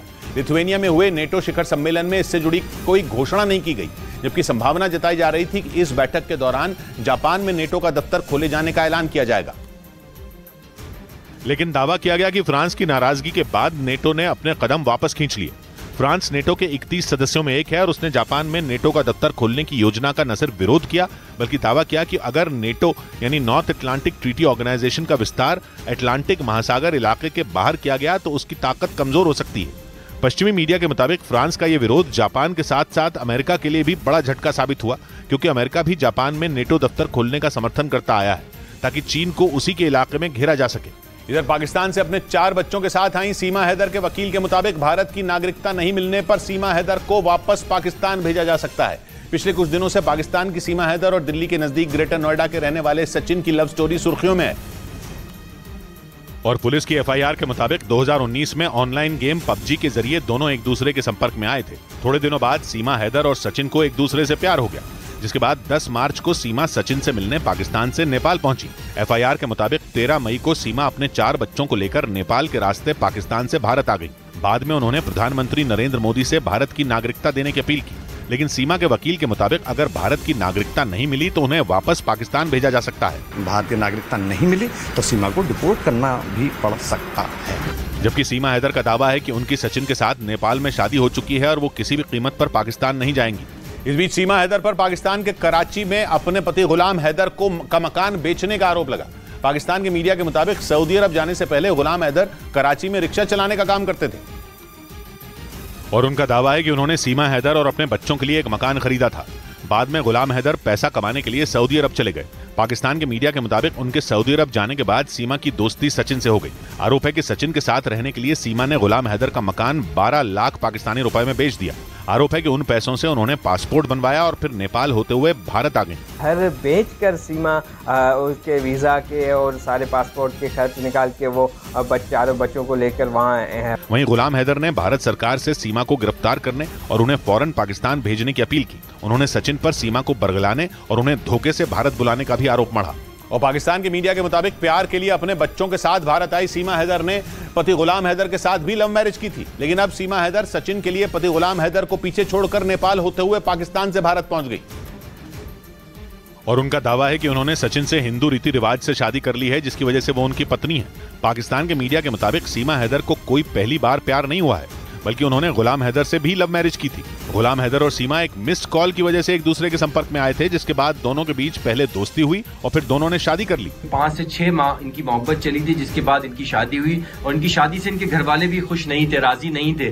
पाकिस्तान के मीडिया के मुताबिक गुलाम हैदर सिंध प्रांत के जेकबाबाद के रहने वाले हैं, लेकिन शादी के बाद वो सीमा के कहने पर वहां से कराची आ गए थे। और पाकिस्तान के मीडिया के मुताबिक अगर सीमा हैदर पाकिस्तान लौटी तो उन्हें कानूनी कार्रवाई का सामना करना पड़ेगा। हालांकि सीमा हैदर कई बार ही कह चुकी हैं कि वो किसी भी सूरत में पाकिस्तान नहीं जाएंगी, क्योंकि उनके मुताबिक अगर वो पाकिस्तान लौटी तो उनकी और उनके बच्चों की हत्या कर दी जाएगी। उनका आरोप है कि उनके पति गुलाम हैदर के घर वाले उन्हें जान से मार देंगे। ठीक, मैं तो मर ही जाऊंगी, अपने बच्चों को भी जहर पिला के हम 5 मर जाएंगे, पाकिस्तान नहीं जाएंगे। वहीं पाकिस्तान के मीडिया के मुताबिक अगर भारत की सरकार सीमा हैदर को वापस भेजती है तो उन्हें पाकिस्तान में कानूनी कार्रवाई का सामना करना पड़ेगा। ताज़ीरात पाकिस्तान के तहत चलेगा एक केस इसका, और दूसरा केस जो है वो पाकिस्तान की जो मजहबी शरई अदालत है उसमें भी इसका केस चलेगा। मतलब सीमा हैदर को ये पता है कि पाकिस्तान लौटना उनके लिए किसी बुरे सपने से कम नहीं होगा, इसीलिए वो भारत सरकार से नागरिकता देने की मांग कर रही हैं। उधर पश्चिमी मीडिया ने दावा किया कि ताइवान को डराने के लिए चीन ने पिछले 2 दिनों में अपने 80 लड़ाकू विमान और युद्धपोतों को उसकी सीमा के पास भेज दिया। ताइवान को चीन अपना ही हिस्सा मानता है और उसके राष्ट्रपति शी जिनपिंग ये ऐलान भी कर चुके हैं कि चीन एक न एक दिन ताइवान पर अपना राज कायम करके ही रहेगा, फिर चाहे उसके लिए चीन को ताइवान पर हमला ही क्यों न करना पड़े। यही वजह है कि बीते कुछ वक्त से चीन आए दिन अपने लड़ाकू विमान ताइवान की हवाई सीमा में उड़ाता रहता है। उसी कड़ी में इस बार भी चीन की सेना ने अपने 80 लड़ाकू विमानों और जंगी जहाजों को ताइवान की सीमा के पास भेज दिया, जिसके बाद चीन के लड़ाकू विमान एक बार फिर ताइवान के नजदीक गरजने लगे, जिसकी वजह से ताइवान की सेना अलर्ट हो गई। पश्चिमी मीडिया के मुताबिक चीन के जंगी जहाजों ने ताइवान स्ट्रेट में मौजूद मीडियन लाइन को भी पार कर दिया। ये अमेरिका की ओर से बनाई गई वो सीमा है जो चीन और ताइवान को अलग करती है। इस बीच न्यूज एजेंसी रॉयटर्स के मुताबिक उत्तर अमेरिकी देश मेक्सिको में ड्रग्स तस्करी करने वाले एक गिरोह के हमले में 4 सुरक्षा कर्मियों समेत 6 लोगों की मौत हो गई। उस गिरोह ने मेक्सिको के जलिस्को राज्य में घात लगाकर 7 बम धमाके किए, जिसे वहां के गवर्नर ने आतंकी हमला बता दिया और जांच में पुलिस की कई टीमों को लगा दिया गया, क्योंकि न्यूज एजेंसी रॉयटर्स के मुताबिक ड्रग्स तस्करी करने वाले उस गिरोह ने जाल बिछाकर जलिस्को के अटॉर्नी जनरल के दफ्तर में काम करने वाले सुरक्षा कर्मियों को निशाना बनाया। इसके लिए उन्हें फोन पर एक सड़क के किनारे मानव अंग दबे होने की सूचना दी गई और रिपोर्ट के मुताबिक उस सड़क के किनारे पहले ही 7 बम लगाए गए थे और सुरक्षा कर्मियों की वहां पहुंचते ही जोरदार विस्फोट हुआ, जिसकी चपेट में आकर 4 सुरक्षा कर्मियों समेत 6 लोगों की मौत हो गई और 14 लोग घायल भी हो गए। उधर स्वीडन में कुरान के अपमान होने के खिलाफ संयुक्त राष्ट्र में पेश हुए प्रस्ताव पर भारत ने भी पाकिस्तान का साथ दे दिया। संयुक्त राष्ट्र में इस मुद्दे पर कई मुस्लिम देशों की तरफ से पाकिस्तान ने प्रस्ताव पेश किया, जिसमें स्वीडन में कुरान के अपमान होने का जिक्र कर उसकी कड़े शब्दों में निंदा की गई। पाकिस्तान ने मुस्लिम देशों के संगठन OIC यानी ऑर्गेनाइजेशन ऑफ इस्लामिक कोऑपरेशन की तरफ से यह प्रस्ताव संयुक्त राष्ट्र में पेश किया। पाकिस्तान के इस प्रस्ताव का कई दूसरे देशों की तरह भारत ने भी समर्थन किया, जबकि अमेरिका, ब्रिटेन, फ्रांस, जर्मनी और रोमानिया समेत कई देश इसके विरोध में रहे। इससे पहले स्वीडन में हुई घटना के खिलाफ कई मुस्लिम देशों ने मुहिम शुरू की थी, क्योंकि बकरीद के मौके पर स्वीडन की राजधानी स्टॉकहोम की एक मस्जिद के बाहर एक शख्स ने कुरान का अपमान किया था। बाद में खबर यह सामने आई कि उस शख्स को इसकी इजाजत वहां की एक अदालत ने दी थी। इधर मध्य प्रदेश के इंदौर में पटवारी भर्ती की परीक्षाओं में धांधली की खबरों पर छात्र भड़क गए और उन्होंने सड़क पर उतरकर विरोध दर्ज कराया। इस दौरान प्रदर्शनकारियों ने सरकार से पूरे मामले की जांच कराने की मांग की और प्रदर्शन के दौरान जमकर भड़ास निकाली। इस दौरान उन छात्रों का गुस्सा सातवें आसमान पर दिखा। परीक्षा में धांधली की खबर से आग बबूला छात्रों ने सड़क पर उतरने के बाद जमकर नारेबाजी की और उन्होंने मध्य प्रदेश में पटवारी भर्ती की परीक्षाओं में धांधली का आरोप लगाया। वहाँ पर डायरेक्ट कह सकते हैं शिक्षा का खरीद फरोख्त किया गया है। छात्रों ने अपने भविष्य के साथ खिलवाड़ करने वालों पर कार्रवाई की मांग की। इस दौरान सैकड़ों की संख्या में छात्र प्रदर्शन में शामिल हुए। इस बीच छत्तीसगढ़ की राजधानी रायपुर में शराबबंदी की मांग कर रही बीजेपी महिला मोर्चा की कार्यकर्ताओं ने मटका फोड़कर प्रदर्शन किया। उन्होंने आरोप लगाया कि राज्य सरकार शराबबंदी के खिलाफ कोई एक्शन नहीं ले रही, जिस वजह से उन्हें सड़कों पर उतरना पड़ा। इस दौरान उनकी पुलिस से बहस भी हो गई, जिसका एक वीडियो सामने आया जिसमें बड़ी संख्या में बीजेपी महिला मोर्चा की कार्यकर्ता सड़कों पर दिखाई दी। इस दौरान उन्होंने राज्य में शराबबंदी की मांग करते हुए मटका फोड़कर प्रदर्शन किया। शराब के कारण अनाचार की घटनाएं हो रही हैं, शराब पीकर हमारी महिला बहनें मर रही हैं। बाद में महिला कार्यकर्ताओं को रोकने के लिए पुलिस ने बैरिकेडिंग लगा दी, लेकिन वो नहीं रुकी और बैरिकेडिंग तोड़कर आगे बढ़ती गई। इस दौरान उनकी पुलिस से बहस भी हुई। इधर जम्मू कश्मीर में टेरर फंडिंग के खिलाफ NIA का बड़ा एक्शन देखने को मिला। इस दौरान शोपियां और पुलवामा जिले में कई संदिग्ध आतंकियों के ठिकानों पर दबिश दी गई। इसके अलावा NIA की टीम ने उनके घरों की भी तलाशी ली, जिसमें उन पर पाकिस्तान की खुफिया एजेंसी ISI और आतंकी संगठनों के साथ मिलकर जम्मू कश्मीर में आतंक फैलाने के आरोप हैं। इसी मामले की जांच कर रही NIA की टीम दक्षिण कश्मीर पहुंची और शोपियां जिले में हिलाल अहमद देवा और मोहम्मद यूसुफ भट्ट के घर की तलाशी ली। इसके अलावा NIA ने पुलवामा में भी संदिग्धों के घर पर छापा मारा और वहां संदिग्ध आतंकी आकिब अहमद के घर की तलाशी ली, जो पिछले 1 साल से हिरासत में है। जांच एजेंसी टेरर फंडिंग के साथ ही जम्मू कश्मीर में सीमा पार से हो रही ड्रग्स और हथियारों की तस्करी के नेटवर्क की भी जांच कर रही है। उधर सूत्रों के मुताबिक पाकिस्तान के बलूचिस्तान में पाकिस्तानी सेना पर हुए हमले को अंजाम देने वाले आतंकियों ने नशा कर रखा था। 1 रोज पहले बलूचिस्तान में हुए हमले में पाकिस्तानी सेना के 9 जवान मारे गए थे और इस हमले की जिम्मेदारी आतंकी संगठन TJP यानी तहरीके जिहाद पाकिस्तान ने ली। इस आतंकी संगठन को TTP यानी तहरीके तालिबान पाकिस्तान अपना साथी बताता है, जिसके आतंकियों ने 1 रोज पहले बलूचिस्तान में पाकिस्तानी सेना के ठिकाने पर हमला कर दिया था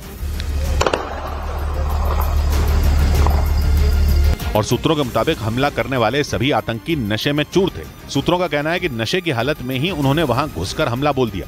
पाकिस्तानी सेना के मुताबिक हमला बोलने वाले सभी आतंकियों को मार गिराया गया, जिनके पास से नशीली दवाइयां भी मिली। सूत्रों के मुताबिक आतंकवादियों के पास से नशीली दवाओं के अलावा अमेरिका से अफगानिस्तान आए हथियार भी मिले।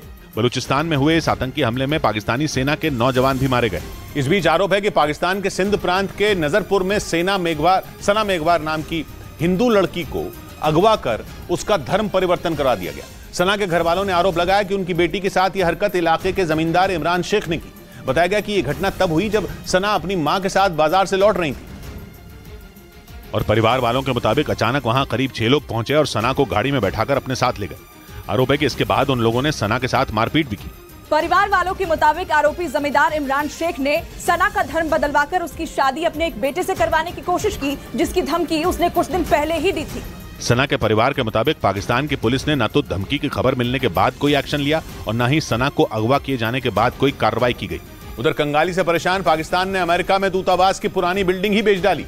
पाकिस्तान की मीडिया ने दावा किया कि उस बिल्डिंग को $71 लाख यानी भारतीय रुपयों में करीब 57 करोड़ रुपए में बेचा गया, जिसे पाकिस्तान के ही एक कारोबारी ने खरीद लिया। पाकिस्तान कई महीनों से बुरी तरह आर्थिक तंगी से जूझ रहा है। जो देश उसके साथ दोस्ती की पक्की कस्में खाते थे, उन्होंने भी पाकिस्तान का साथ छोड़ दिया। यही वजह रही कि पाकिस्तान को अमेरिका में अपने दूतावास की पुरानी बिल्डिंग को बेचना पड़ गया। बताया गया कि बेची गई इमारत का राजनयिक दर्जा भी 2018 में खत्म कर दिया गया था। पाकिस्तान के मीडिया के मुताबिक उस बिल्डिंग को लंबे वक्त से बेचने की कोशिश की जा रही थी, लेकिन अब उसे $71 लाख यानी भारतीय रुपयों में करीब 57 करोड़ में बेच दिया गया।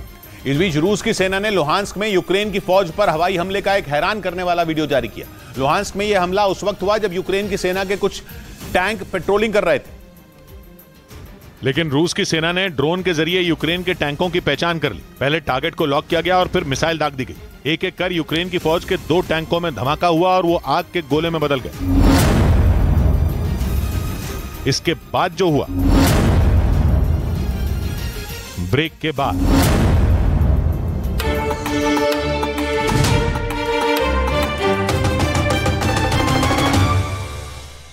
बचाने के लिए इलाके के कुछ लोगों ने अपनी जान दांव पर लगा दी। गले तक भरे पानी के बीच वो लोग गायों भैंसों को निकालते नजर आए। बाद में उनकी मदद के लिए एनडीआरएफ की टीम भी पानी में उतर गई। काफी मशक्कत के बाद एनडीआरएफ के जवानों ने इलाके के लोगों के साथ मिलकर वहां फंसी सभी गाय भैंसों को सुरक्षित बाहर निकाल लिया। बड़ी खबर आ रही है दिल्ली से, जहां यमुना नदी के बढ़ते जलस्तर ने कोहराम मचा दिया। शहर के कई इलाके पानी में डूब गए। बाढ़ का पानी निचले इलाकों को पार करने के बाद ऊपरी इलाकों में भी भर गया। सड़कों पर समंदर जैसी लहरें उठती दिखी। लाल किले के पीछे तो लगा जैसे वहां दरिया बह रहा हो। हजारों की संख्या में लोग बाढ़ में जहां तहां फंस गए। बाढ़ के हालात को देखते हुए दिल्ली पुलिस ने कई सड़कों को बंद कर दिया। डीडीएमए की बैठक के बाद सभी यूनिवर्सिटी, स्कूल और कॉलेज की रविवार तक की छुट्टी कर दी गई। इस बीच हरियाणा के हथनीकुंड बैराज से फिर पानी छोड़ दिया गया, जो अगले कुछ घंटों में दिल्ली पहुंच जाएगा, जिसका मतलब यह कि दिल्ली में बाढ़ से अभी और ज्यादा तबाही आ सकती है। लेकिन हरियाणा के हथनीकुंड बैराज से छोड़े गए पानी की वजह से पहले ही कई इलाकों में हाहाकार मच गया। यमुना नदी के पानी ने लाल किले को भी आगोश में ले लिया। बाढ़ का पानी लाल किले के पास की सड़कों पर तेज रफ्तार से बहता दिखा। 45 साल का रिकॉर्ड तोड़ते हुए यमुना का जलस्तर 208 मीटर को भी पार कर गया, जिससे लाल किले के पीछे का हिस्सा पूरी तरह डूब गया। सड़क पर घुटनों से ऊपर तक पानी भर गया। कल तक बात हो रही थी दिल्ली डूब जाएगी, दिल्ली में बाढ़ आ जाएगी, दिल्ली के लोग परेशान हो जाएंगे, पर आप देख लीजिए कि दिल्ली लगभग डूब चुकी है। लाल किले के पास रिंग रोड पर तो यमुना का पानी इतना ज्यादा भर गया कि वहां से सामने आई तस्वीरों में समंदर जैसी लहरें उठती दिखी। लाल किले के ठीक पीछे वाली तस्वीर जो रेलवे ब्रिज है, ये देखिए एक जो हमें ट्रक है वो नजर आ रहा है। कुछ बसेस यहाँ रिस्क उठाकर जरूर निकल रही हैं। लाल किले के पास पानी के बहाव का अंदाजा वहां से आई एक तस्वीर से लगाया जा सकता है, जिसमें करीब पूरी तरह डूब चुके एक रिक्शे पर बैठा एक शख्स पानी के साथ बहता दिखा। तो उधर कश्मीरी गेट इलाके में यमुना के पानी ने तांडव मचा दिया। वहां सड़कें तालाब बन गई, हर तरफ मटमैला पानी बहता दिखा, जिससे हालात बेकाबू हो गए। सड़क पर पानी भर जाने की वजह से लोगों की सुरक्षा को देखते हुए एक तरफ से ट्रैफिक रोक दिया गया। वहां से सामने आई तस्वीरों को देखकर ऐसा लगा मानो सड़क के दूसरी तरफ तेज रफ्तार नदी बह रही हो। जहां तक नजर जा रही थी बाढ़ का मटमैला पानी नजर आ रहा था। जिस तरफ से ट्रैफिक खोला गया था उधर भी सड़क पर आगे पानी भरा दिखा। मजबूरी में गाड़ियां बाढ़ के पानी को पार करके जाती दिखाई दी। सड़क पर आए यमुना नदी के पानी ने कश्मीरी गेट इलाके में गाड़ियों की रफ्तार पर ब्रेक लगा दिया, जिससे वहां लंबा जैम लग गया। इस बीच दिल्ली में बाढ़ लाने वाली यमुना नदी का पानी आईटीओ ब्रिज के पास पहुंच गया और पुरानी दिल्ली रेलवे स्टेशन की तरफ जाने वाला रास्ता पूरी तरह डूब गया, जिसकी वजह से लोगों की मुसीबत कई गुना बढ़ गई। आईटीओ ब्रिज से होते हुए पुरानी दिल्ली की तरफ जाने वाले रास्ते पर घुटनों तक यमुना नदी का पानी भरा दिखा। कश्मीरी गेट से पहले हनुमान मंदिर के आसपास सड़क पूरी तरह पानी में डूबी नजर आई। वहां से सामने आए एक वीडियो में 2 लोग एक स्कूटर को धक्के लगाकर पानी के बाहर ले जाते दिखे। दिल्ली में लोहे के पुल से पुरानी दिल्ली को जोड़ने वाला अंडरपास बाढ़ के पानी में डूबा नजर आया। हालांकि दिल्ली पुलिस ने बैरिकेड लगाकर ट्रैफिक को पहले ही रोक दिया था। तमाम बड़े नाले हैं ऐसे, वो यमुना में जाकर मिलते हैं और यमुना अब खुद उफान पर चल रही है। ये अंडरपास लोहे के पुल से इधर पुरानी दिल्ली को जोड़ता है।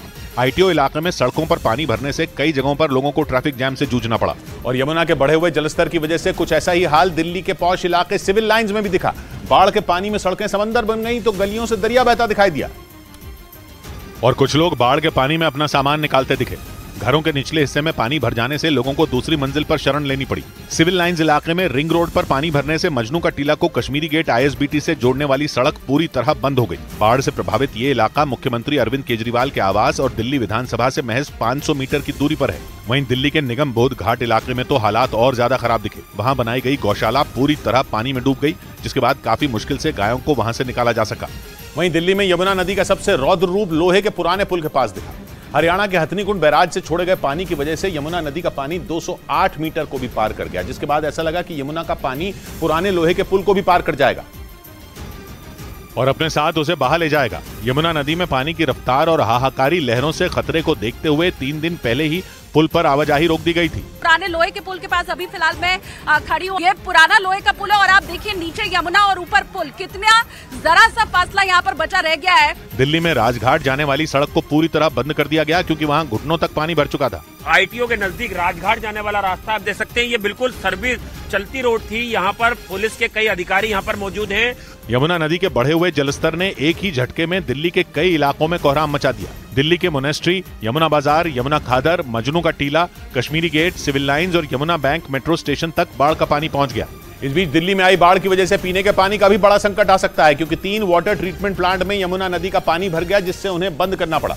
दिल्ली सरकार के मुताबिक इन प्लांट के बंद होने से दिल्ली के कई इलाकों में पानी की सप्लाई कम हो जाएगी, जिसका मतलब यह हुआ कि यमुना के पानी में डूबती दिल्ली में यहां के लोग प्यासे रहेंगे। यमुना नदी का पानी बढ़ने से दिल्ली में वजीराबाद, चंद्रावल और ओखला वाटर ट्रीटमेंट प्लांट पूरी तरह बंद कर दिए गए, जिसके बाद मुख्यमंत्री अरविंद केजरीवाल ने अधिकारियों के साथ वजीराबाद वाटर ट्रीटमेंट प्लांट का दौरा किया और हालात का जायजा लिया।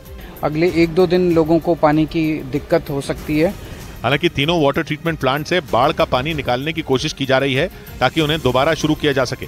उधर दिल्ली के कई इलाकों में आई बाढ़ की वजह से ट्रैफिक रूट में भी बदलाव कर दिया गया। यमुना नदी में उफान की वजह से कई जगह सड़कों पर पानी भर गया, जिससे उन्हें बंद करना पड़ा, जिसके बाद दिल्ली पुलिस ने ट्रैफिक रूट में बदलाव का दिशा निर्देश जारी कर दिया, क्योंकि दिल्ली के कई इलाकों में सड़कें समंदर बन गईं, जिसकी वजह से ट्रैफिक रूट में बदलाव कर दिया गया। यमुना नदी का पानी आने के बाद दिल्ली पुलिस ने Kashmiri gate, main road, ring road और भैरव मार्ग को बंद कर दिया। बाढ़ के पानी की वजह से आईपी फ्लाईओवर और चंदगीराम अखाड़े के बीच महात्मा गांधी मार्ग और कालीघाट मंदिर और दिल्ली सचिवालय के बीच महात्मा गांधी मार्ग को भी बंद कर दिया गया। वजीराबाद ब्रिज और चंदगीराम अखाड़े के बीच बाहरी रिंग रोड पर भी आवाजाही रोक दी गई। बाढ़ प्रभावित इलाकों से गुजरने वाली सड़कों पर दूसरे राज्यों से दिल्ली आने वाले कमर्शियल वाहनों की एंट्री भी रोक दी गई। इस बीच हरियाणा के यमुनानगर में हथनीकुंड बैराज से एक बार फिर पानी छोड़ दिया गया, जिसने दिल्ली के लोगों को खौफ से भर दिया, क्योंकि हथनीकुंड बैराज से पहले छोड़े गए पानी की वजह से दिल्ली बाढ़ से जूझ रही है। और एक बार फिर हथनीकुंड बैराज से बड़ी मात्रा में पानी छोड़ दिया गया, जिसके कुछ ही घंटों में दिल्ली पहुंच जाने की संभावना जताई गई। और अगर ऐसा हुआ तो पहले ही बाढ़ से जूझ रही दिल्ली के हालात और बिगड़ सकते हैं। लगातार यमुना नदी का पानी बढ़ने से दिल्ली की सड़कें हों या गलियां समंदर में तब्दील हो गई। ऐसे में हथनीकुंड बैराज से आ रहा लाखों लीटर पानी मुश्किलें और बढ़ा सकता है। इस समय 1,51,000 क्यूसेक हम रिलीज कर रहे हैं। यमुना नदी का जलस्तर बढ़ने से दिल्ली के रिहायशी इलाके हों या निचले इलाके, सभी जगहों पर पानी ने ऐसा सितम ढाया कि लोगों का जीना मुहाल हो गया। वहीं यमुना नदी में आई बाढ़ ने दिल्ली के सोनियाबाहर इलाके में हाहाकार मचा दिया। नदी की चपेट में आकर पूरा इलाका डूब गया और पानी लोगों के घरों में घुस गया। वहां फंसे लोगों को निकालने के लिए पुलिस और एनडीआरएफ की कई टीमें जुट गई। और वहां से जो तस्वीरें सामने आई उनमें हर तरफ पानी ही पानी नजर आया। नदी से आया सैलाब सड़कों और गलियों को डुबोता हुआ लोगों के घरों में घुस गया, जिसकी वजह से कई परिवारों को छतों पर पनाह लेनी पड़ी। मुसीबत में फंसे उन लोगों को बचाने के लिए पुलिस और एनडीआरएफ की टीमों को गलियों में नाव उतारनी पड़ गई। नाव के जरिए वहां से सैकड़ों परिवारों को सुरक्षित जगहों पर पहुंचाया गया, क्योंकि आशंका जताई गई कि यमुना नदी के किनारे वाले इलाकों में पानी का स्तर और बढ़ सकता है। दिल्ली का सोनिया विहार इलाका यमुना नदी के बिल्कुल किनारे पर बसा हुआ है। ऐसे में नदी के रौद्र रूप को देखते हुए वहां रुकना खतरे से खाली नहीं। इधर उफनती यमुना नदी के पानी में दिल्ली के उपराज्यपाल और मुख्यमंत्री अरविंद केजरीवाल के घर के आसपास भी घुटनों तक पानी भर गया, जिसकी वजह से उस इलाके में ट्रैफिक रोक दिया गया, क्योंकि हरियाणा के हथनीकुंड बैराज से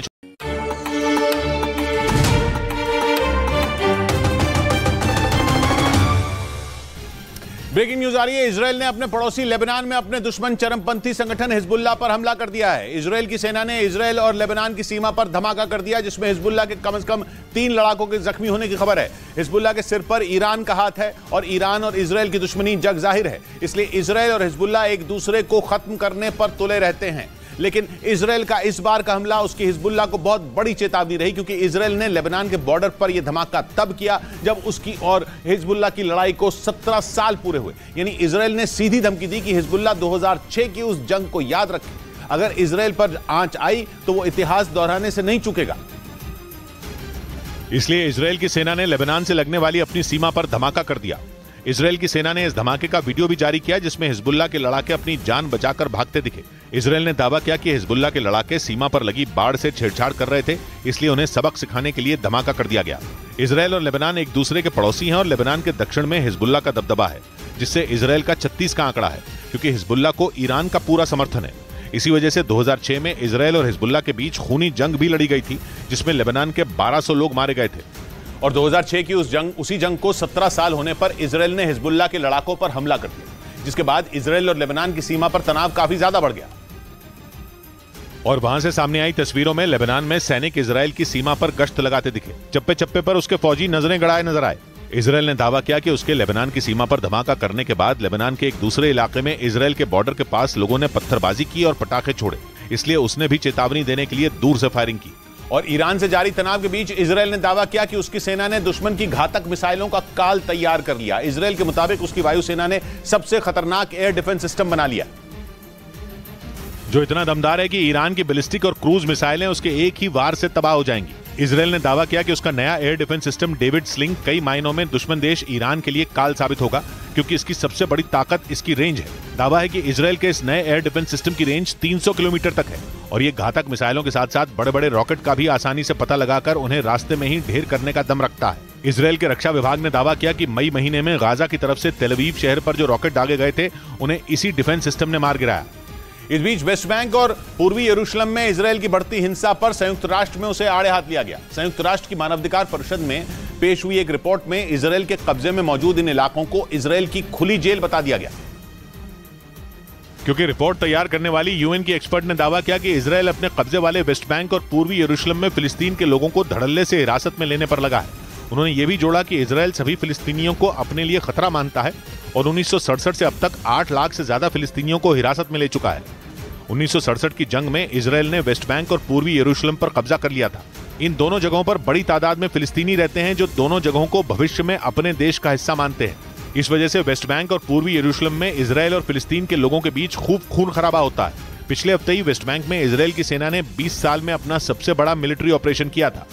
उधर इजरायल के मीडिया के मुताबिक इजरायल में न्यायिक सुधार बिल को लेकर मचे घमासान में वहां की वायुसेना के रिजर्व पायलट भी कूद पड़े। दावा किया गया कि करीब 500 पायलटों ने नेतन्याहू सरकार के खिलाफ जारी प्रदर्शन का समर्थन कर दिया और धमकी दी कि अगर न्यायिक सुधार बिल वापस नहीं लिया गया तो वो काम पर नहीं जाएंगे। बेंजामिन नेतन्याहू सरकार के इस बिल के विरोध में इजरायल में पिछले कई महीनों से प्रदर्शन हो रहे हैं, लेकिन इसके बावजूद उस बिल को वहां की संसद में शुरुआती मंजूरी दे दी गई, जिसके बाद इजरायल के लोगों का गुस्सा फूट पड़ा और उन्होंने सड़कों पर उतरकर नेतन्याहू सरकार के खिलाफ हल्ला बोल दिया। इस बीच इजरायल की वायुसेना के करीब 500 रिजर्व पायलट भी प्रदर्शन कर रहे लोगों के समर्थन में आ गए। उन पायलटों ने नेतन्याहू सरकार के न्यायिक सुधार बिल को लोकतंत्र के खिलाफ बताया, क्योंकि इस बिल के कानून बनने के बाद सरकार को अदालतों के फैसले बदलने की ताकत मिल जाएगी। वहीं रूस की सेना ने लुहांस्क में यूक्रेन की फौज पर हवाई हमले का एक हैरान करने वाला वीडियो जारी किया। लुहांस्क में यह हमला उस वक्त हुआ जब यूक्रेन की सेना के कुछ टैंक पेट्रोलिंग कर रहे थे, लेकिन रूस की सेना ने ड्रोन के जरिए यूक्रेन के टैंकों की पहचान कर ली। पहले टारगेट को लॉक किया गया और फिर मिसाइल दाग दी गई। एक एक कर यूक्रेन की फौज के 2 टैंकों में धमाका हुआ और वो आग के गोले में बदल गए। रूस ने दावा किया कि उसके हमले में यूक्रेन के 2 टैंक बुरी तरह बर्बाद हो गए। ब्रेकिंग न्यूज आ रही है जम्मू कश्मीर के शोपियां से। वहां आतंकियों ने 3 लोगों को गोली मार दी है। इस आतंकी हमले में 3 लोग घायल हो गए, जिन्हें अस्पताल में भर्ती करवाया गया। बताया जा रहा है कि जो लोग आतंकी हमले का शिकार हुए वो सभी बिहार के रहने वाले हैं और शोपियां में मजदूरी करते हैं। रिफत हमारे साथ जुड़ रहे हैं। रिफत, और क्या पता चल रहा है?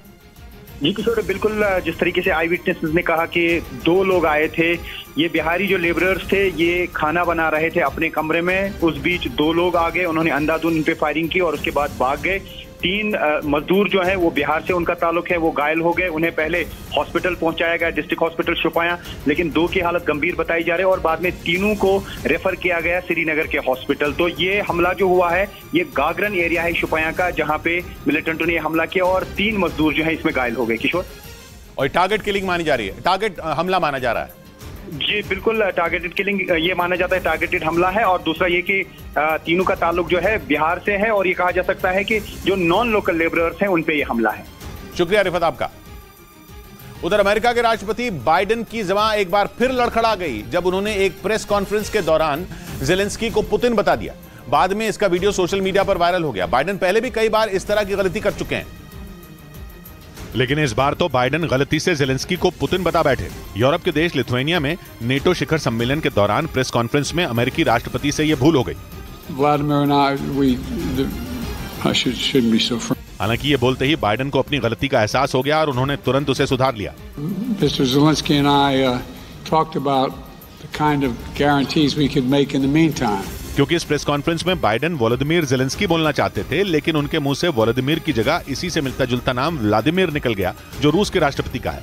इस बीच पिछले कई दिनों से सुर्खियों में चल रही एसडीएम ज्योति मौर्य के पति आलोक मौर्य ने एक और सनसनीखेज आरोप लगाया। उनका आरोप है कि उनकी पत्नी के दोस्त मनीष दुबे ने उन्हें जान से मारने की कोशिश की, जिसकी शिकायत आलोक मौर्य ने मुख्यमंत्री योगी आदित्यनाथ को एक चिट्ठी लिखकर की। न्यूज 18 के पास मौजूद इस एक्सक्लूसिव चिट्ठी में एसडीएम ज्योति मौर्य के पति आलोक मौर्य ने आरोप लगाया कि गाजियाबाद होमगार्ड के डिप्टी कमांडेंट मनीष दुबे ने उन पर ज्योति मौर्य से तलाक लेने का दबाव बनाया और ऐसा न करने पर जान से मारने की धमकी भी दी। आलोक के मुताबिक मनीष दुबे ने प्रयागराज में उन्हें कार से कुचलने की कोशिश की, जिसमें उनकी पत्नी ज्योति मौर्य ने भी मनीष दुबे का साथ दिया। और उन्होंने भी आलोक मौर्य पर तलाक का दबाव बनाते हुए उन्हें धमकाने की कोशिश की।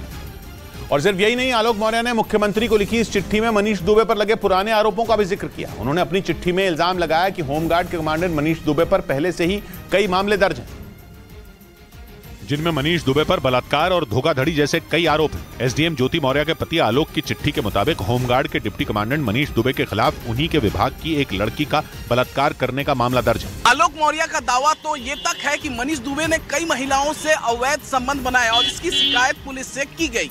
आलोक मौर्य का इल्जाम है कि मनीष दुबे ने उनकी पत्नी ज्योति मौर्य के साथ भी नाजायज संबंध बनाए और उन्हें रास्ते से हटाने के लिए जान से मारने की कोशिश भी की। इसके अलावा मनीष दुबे की पत्नी ने भी मनीष पर कई आरोप लगाते हुए तलाक की अर्जी दी। और न्यूज़ 18 के पास मौजूद आलोक मौर्य की इस चिट्ठी में उन्होंने न सिर्फ मनीष दुबे बल्कि अपनी पत्नी ज्योति मौर्य पर भी निशाना साधा। आलोक मौर्य ने आरोप लगाया कि उनकी पत्नी ज्योति मौर्य और मनीष दुबे फोन पर घंटों तक बात किया करते थे, और वो भी अपने अपने सरकारी दफ्तरों में बैठकर। इस चिट्ठी के जरिए आलोक मौर्य ने आरोप लगाया कि उनकी पत्नी ज्योति मौर्य और मनीष दुबे ने अपने अपने दफ्तरों में बैठकर काम के बजाय सारा वक्त एक दूसरे से व्हाट्सएप चैट करने में लगाया, जिसका जिक्र आलोक की उस चिट्ठी में मिला। उसमें साफ तौर पर लिखा गया कि ज्योति और मनीष ने उन्हें रास्ते से हटाने की सारी प्लानिंग अपने अपने दफ्तरों में ही बैठकर की ताकि किसी को उन पर शक न हो। और आलोक मौर्य की इस चिट्ठी के मुख्यमंत्री के जनता दर्शन में आते ही इस पर एक्शन ले लिया गया। जनता दर्शन के दौरान मुख्यमंत्री योगी आदित्यनाथ सीधे लोगों की शिकायत सुनते हैं, और इसी जनता दर्शन में आलोक मौर्य की चिट्ठी मिलने के बाद होमगार्ड के डिप्टी कमांडेंट मनीष दुबे पर एक्शन ले लिया गया। मुख्यमंत्री ने होमगार्ड विभाग को इस मामले में बारीकी से जांच करने और जल्द से जल्द इस पर कार्रवाई करने के निर्देश दिए। योगी आदित्यनाथ के जनता दर्शन में दी गई आलोक की चिट्ठी पर भी जांच के निर्देश लिखे दिखाई दिए।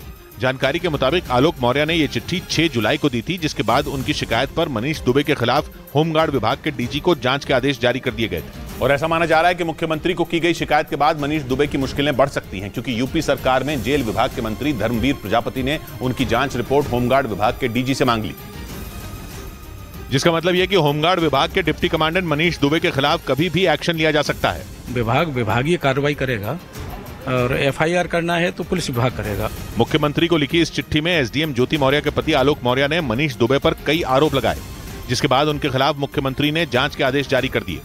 आशंका जताई जा रही है कि अगर होमगार्ड विभाग के डीजी की जांच रिपोर्ट में उनके खिलाफ सबूत मिले तो मनीष दुबे की नौकरी तक जा सकती है। इस बीच रक्षा मामलों से जुड़ी एक वेबसाइट ने चीन के S-400 मिसाइल सिस्टम की मजबूती के दावे की पोल खोल दी। इस रिपोर्ट में ब्रह्मोस एयर स्पेस के हवाले से दावा किया गया कि चीन अपने जिस S-400 एयर डिफेंस सिस्टम की तारीफों के पुल बांध रहा है, वो भारत की ब्रह्मोस मिसाइल का कुछ नहीं बिगाड़ पाएगा, क्योंकि ब्रह्मोस दुनिया की सबसे तेज गति से उड़ने वाली सुपरसोनिक क्रूज मिसाइल है, जिसका मुकाबला दुनिया की कोई और मिसाइल नहीं कर सकती। उसकी इसी खूबी की वजह से ब्रह्मोस एरोस्पेस ने दावा किया कि चीन का S-400 डिफेंस सिस्टम भारत की ब्रह्मोस मिसाइल को रोक नहीं पाएगा, क्योंकि चीन का S-400 डिफेंस सिस्टम बैलिस्टिक मिसाइलों को रोकने के लिए बनाया गया है, जबकि भारत की ब्रह्मोस मिसाइल उससे कई गुना ज्यादा ताकतवर है। इसके अलावा यह हवा में ही टारगेट बदलने में भी सक्षम है, जिसका मतलब यह कि जब तक चीन का रडार ब्रह्मोस मिसाइल को पकड़ेगा, उसके सैन्य ठिकानों के परखचे उड़ जाएंगे। उधर रक्षा विभाग के सूत्रों के हवाले से खबर है कि प्रधानमंत्री नरेंद्र मोदी की फ्रांस यात्रा के दौरान रफाल एम और स्कॉर्पियन पनडुब्बी खरीदने का ऐलान हो सकता है। इससे पहले प्रधानमंत्री 2 दिन के दौरे पर फ्रांस की राजधानी पेरिस पहुंचे, जहां वो बस्तिये दे परेड में चीफ गेस्ट के तौर पर शामिल होंगे, जिसके बाद फ्रांस के साथ रफाल एम और स्कॉर्पियन पनडुब्बी खरीदने का भी ऐलान हो सकता है। सूत्रों के मुताबिक रक्षा खरीद परिषद ने फ्रांस से 26 रफाल एम लड़ाकू विमान और 3 स्कॉर्पियन पनडुब्बियों को खरीदने की मंजूरी दे दी। खबर है कि पेरिस में बेस्टिये डे परेड के बाद प्रधानमंत्री नरेंद्र मोदी और फ्रांस के राष्ट्रपति इमैनुअल मैक्रों के बीच अहम बैठक होगी, जिसमें इसकी घोषणा की जा सकती है। फ्रांस का रफाल एम नौसेना का बेहद घातक फाइटर जेट है, जिसकी रेंज 3700 किलोमीटर बताई जाती है। इधर खबर है कि पुतिन का एक बेहद करीबी सैन्य अफसर यूक्रेन के हमले का शिकार हो गया। यूक्रेन की जंग में रूस के अब तक करीब 1 दर्जन बड़े सैन्य अधिकारी मारे जा चुके हैं, और अब दावा किया गया कि रूस की सेना में लेफ्टिनेंट जनरल के पद पर तैनात इस अधिकारी की भी मौत हो गई, जो कि पुतिन के खास लोगों की लिस्ट में शामिल थे। दावा किया गया कि वो दक्षिण पूर्व यूक्रेन के जापोरिजिया प्रांत के बर्दियांस्क शहर में जेलेंस्की की फौज से जंग लड़ रहे थे, लेकिन यूक्रेन की तरफ से हुए स्टॉर्म शैडो मिसाइल के अटैक में उनकी जान चली गई। अजोव सागर के किनारे बसा बर्दियांस्क शहर काफी अहम है, जिसे पाने के लिए रूस और यूक्रेन में ठनी पड़ी है। 51 साल के ओलेग सोगोव रूस की सेना में लेफ्टिनेंट जनरल थे। यूक्रेन में जंग लड़ने की वजह से ब्रिटेन और यूरोपियन यूनियन ने उन पर प्रतिबंध भी लगाए हुए थे। उधर पश्चिमी मीडिया ने दावा किया कि जंग में रूसी सैनिकों की बुरी हालत के लिए बड़े अधिकारियों को जिम्मेदार बताना एक जनरल को भारी पड़ गया। आरोप है कि ऐसा करने पर उन्हें नौकरी से निकाल दिया गया। क्योंकि उन्होंने आरोप लगाया था कि सेना के बड़े अधिकारियों की वजह से जंग में रूस को नुकसान हुआ। इतना ही नहीं, रूसी फौज को कई इलाकों से पीछे भी हटना पड़ा। लेकिन पश्चिमी मीडिया के मुताबिक रूस का रक्षा मंत्रालय इन आरोपों से बुरी तरह भड़क गया, जिसके बाद सेना के अधिकारियों पर आरोप लगाने वाले जनरल को नौकरी से निकाल दिया गया। बताया गया कि यूक्रेन के पलटवार से रूस की सेना को जबरदस्त नुकसान हुआ और इस नुकसान का ठीकरा उन्होंने रूस के बड़े अधिकारियों पर फोड़ते हुए इसकी शिकायत रूस के रक्षा मंत्रालय से कर दी। लेकिन पश्चिमी मीडिया ने दावा किया कि उन पर बगावत करने का आरोप लगाते हुए उन्हें नौकरी से ही निकाल दिया गया। इधर उत्तर कोरिया ने एक दिन पहले किए अपने मिसाइल टेस्ट का वीडियो जारी कर दिया। एक दिन पहले किम जोंग उन ने अपनी Hwasong 18 intercontinental ballistic missile test की थी, जिसके सामने आए वीडियो में गाजे बाजे के साथ लंबे चौड़े ट्रक पर भारी भरकम वो मिसाइल टेस्ट ग्राउंड पर लाई जाती दिखी और फिर जैसे ही मिसाइल फायर हुई धरती कांप उठी। उत्तर कोरिया की हवासोंग 18 मिसाइल 74 मिनट तक 1000 किलोमीटर का सफर तय करने के बाद जापान के पास समंदर में गिरी थी। बताया गया कि उसकी खासियत यह है कि वो सॉलिड फ्यूल मिसाइल है, जिसे छिपाना भी आसान होगा और वो लॉन्च भी जल्दी हो सकेगी। इसी वजह से हवासोंग 18 को डिटेक्ट करना मुश्किल होगा। इस बीच पश्चिमी मीडिया के मुताबिक उत्तर कोरिया ने आरोप लगाया कि एक हफ्ते के अंदर अमेरिका के जासूसी विमानों ने उसकी एयर स्पेस में 30 बार घुसपैठ की कोशिश की, जिसके बाद अमेरिका की इस हरकत पर किम जोंग उन बुरी तरह भड़क गए और किम जोंग उन ने अमेरिका के जासूसी जहाजों को देखते ही मार गिराने की चेतावनी दे दी। पश्चिमी मीडिया के मुताबिक अमेरिका ने एक हफ्ते के भीतर 30 बार अपने जासूसी जहाजों को उत्तर कोरिया के हवाई क्षेत्र में भेजा, जिसके बाद किम जोंग उन का गुस्सा 7वें आसमान पर पहुंच गया। उन्होंने अमेरिका के जहाजों पर हमले की चेतावनी दे दी। इतना ही नहीं, उत्तर कोरिया ने अमेरिका पर युद्ध भड़काने का भी आरोप लगाया। साथ ही उत्तर कोरिया ने दावा किया कि वो अमेरिका से मुकाबला करने के लिए पूरी तरह तैयार है और वो जल्द ही अमेरिका के खिलाफ बड़ी कार्रवाई करेगा। इधर मुंबई में यूसीसी यानी यूनिफॉर्म सिविल कोड के विरोध में कुछ मस्जिदों में स्कैनर लगाए गए।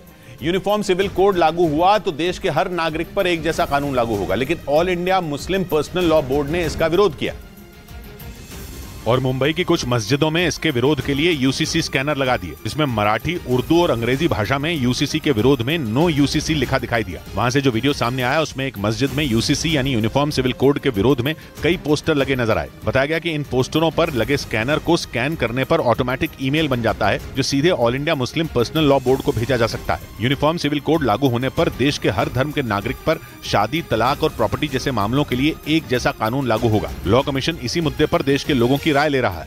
उधर बंगाल में पंचायत चुनाव के बाद भी हिंसा नहीं थम रही। वहां के मुर्शिदाबाद में टीएमसी और कांग्रेस के लोगों के बीच हिंसक झड़प हो गई।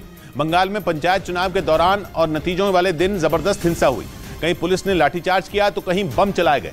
इस मुद्दे पर राजनीतिक पार्टियां भी एक दूसरे के सामने आ गई। यही नहीं, मतगणना के बाद भी उनके बीच हिंसक झड़प हुई, जिसकी हैरान करने वाली तस्वीरें मुर्शिदाबाद के शमशेरगंज इलाके से आईं, जहां टीएमसी और कांग्रेस के लोगों के बीच हिंसक झड़प हो गई। इस हिंसक झड़प का जो हैरान करने वाला वीडियो आया, उसमें कुछ लोग हाथों में डंडे और एक बाल्टी में बम लेकर खड़े नजर आए और मौका देखकर उनमें 2 लोगों ने सामने खड़े लोगों पर बाल्टी में रखे बम फेंकने शुरू कर दिए। यही नहीं, बमबाजी के बाद वो वहां से भाग गए। खबर आई कि इस हिंसक झड़प में 2 लोग घायल हुए, जिसके बाद मुर्शिदाबाद के शमशेरगंज इलाके में तनाव बढ़ गया।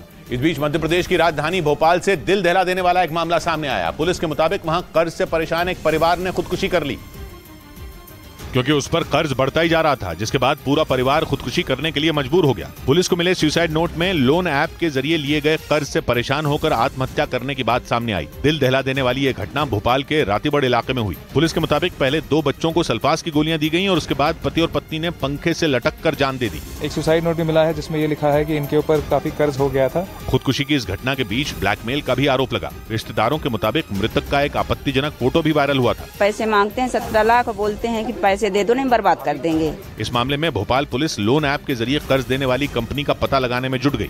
इधर दिल्ली के अलीपुर इलाके में कांवड़ियों से भरा एक ट्रक हादसे का शिकार हो गया। बताया गया कि यह हादसा उस वक्त हुआ जब सामने से आ रहे तेज रफ्तार दूसरे ट्रक ने कांवड़ियों से भरे उस ट्रक को टक्कर मार दी। इस हादसे में 4 कांवड़ियों की मौत हो गई, जबकि 15 से ज्यादा कांवड़िए घायल हो गए, जिन्हें हादसे के बाद आनन फानन में इलाज के लिए अस्पताल में भर्ती कराया गया, क्योंकि दोनों ट्रकों के बीच टक्कर इतनी जबरदस्त थी कि हादसे का शिकार हुए ट्रकों के परखचे उड़ गए, जिसके बाद वहां मौजूद लोगों में चीख पुकार मच गई। हालांकि पुलिस ने घायलों को तुरंत अस्पताल पहुंचाया। पुलिस से मिली जानकारी के मुताबिक हादसे का शिकार हुए ट्रक में करीब 23 कांवड़िए सवार थे, जिनमें 4 कांवड़ियों की मौत हो गई, जबकि 15 कांवड़िए घायल हो गए। हादसे के बाद ड्राइवर ट्रक छोड़कर फरार हो गया। पुलिस ने आरोपी की तलाश तेज कर दी। वहीं शेयर बाजार भारी उतार चढ़ाव के बीच मुनाफे के निशान पर बंद हुआ। सेंसेक्स और निफ्टी दोनों ही हरे निशान पर बंद हुए। और कारोबार बंद होने के वक्त बॉम्बे स्टॉक एक्सचेंज का सेंसेक्स 164 अंकों की छलांग लगाकर 65,558 पर पहुंच गया, जबकि नेशनल स्टॉक एक्सचेंज का निफ्टी 29 अंक उछलकर 19,413 पर बंद हुआ। इस दौरान बैंक, मेटल, रियल्टी और आईटी के शेयर सबसे ज्यादा मुनाफे में रहे। उधर ईरान की मीडिया ने दावा किया कि ईरान ने नेटो के उन आरोपों को खारिज कर दिया जिनमें ईरान पर रूस को ड्रोन देने की बात कही गई, जबकि कई बार यह खबर सामने आ चुकी है कि यूक्रेन की जंग में ईरान के शाहिद 136 ड्रोन ने जमकर तबाही मचाई। लेकिन जब ईरान पर यह आरोप लिथुआनिया में हुई नेटो की बैठक से निकले तो ईरान बुरी तरह भड़क गया। उसने साफ कह दिया कि यूक्रेन और रूस की जंग से उसका कुछ लेना देना नहीं है। ईरान के मुताबिक उसने कभी भी जंग में किसी का पक्ष नहीं लिया। इतना ही नहीं, ईरान ने नेटो पर अपने फायदे के लिए उसको बदनाम करने का भी आरोप लगा दिया। क्योंकि नेटो अमेरिका की अगुवाई वाला संगठन है और ईरान और अमेरिका के बीच की दुश्मनी किसी से छुपी नहीं है। इसी वजह से ईरान का मानना है कि अमेरिका उसके खिलाफ नेटो का इस्तेमाल कर रहा है। हालांकि जंग शुरू होने के कुछ महीने बाद से ही ऐसी खबरें आने लगी थी कि रूस ने ईरान के शाहिद 136 ड्रोन का इस्तेमाल करके यूक्रेन के कई शहरों को दहलाया था। इधर नेपाल में 2 दिन पहले हुई हेलीकॉप्टर दुर्घटना के बाद गैर जरूरी उड़ानों पर प्रतिबंध लगा दिया गया। 2 दिन पहले वहां एक निजी हेलीकॉप्टर क्रैश हुआ जिसमें पायलट समेत 6 लोगों की मौत हो गई थी। और इसी दुर्घटना के बाद सावधानी बरतते हुए नेपाल सरकार ने यह फैसला लिया और पहाड़ियों में घूमने और फूलों की बारिश करने जैसी गैर जरूरी उड़ानों पर सितंबर तक बैन लगा दिया।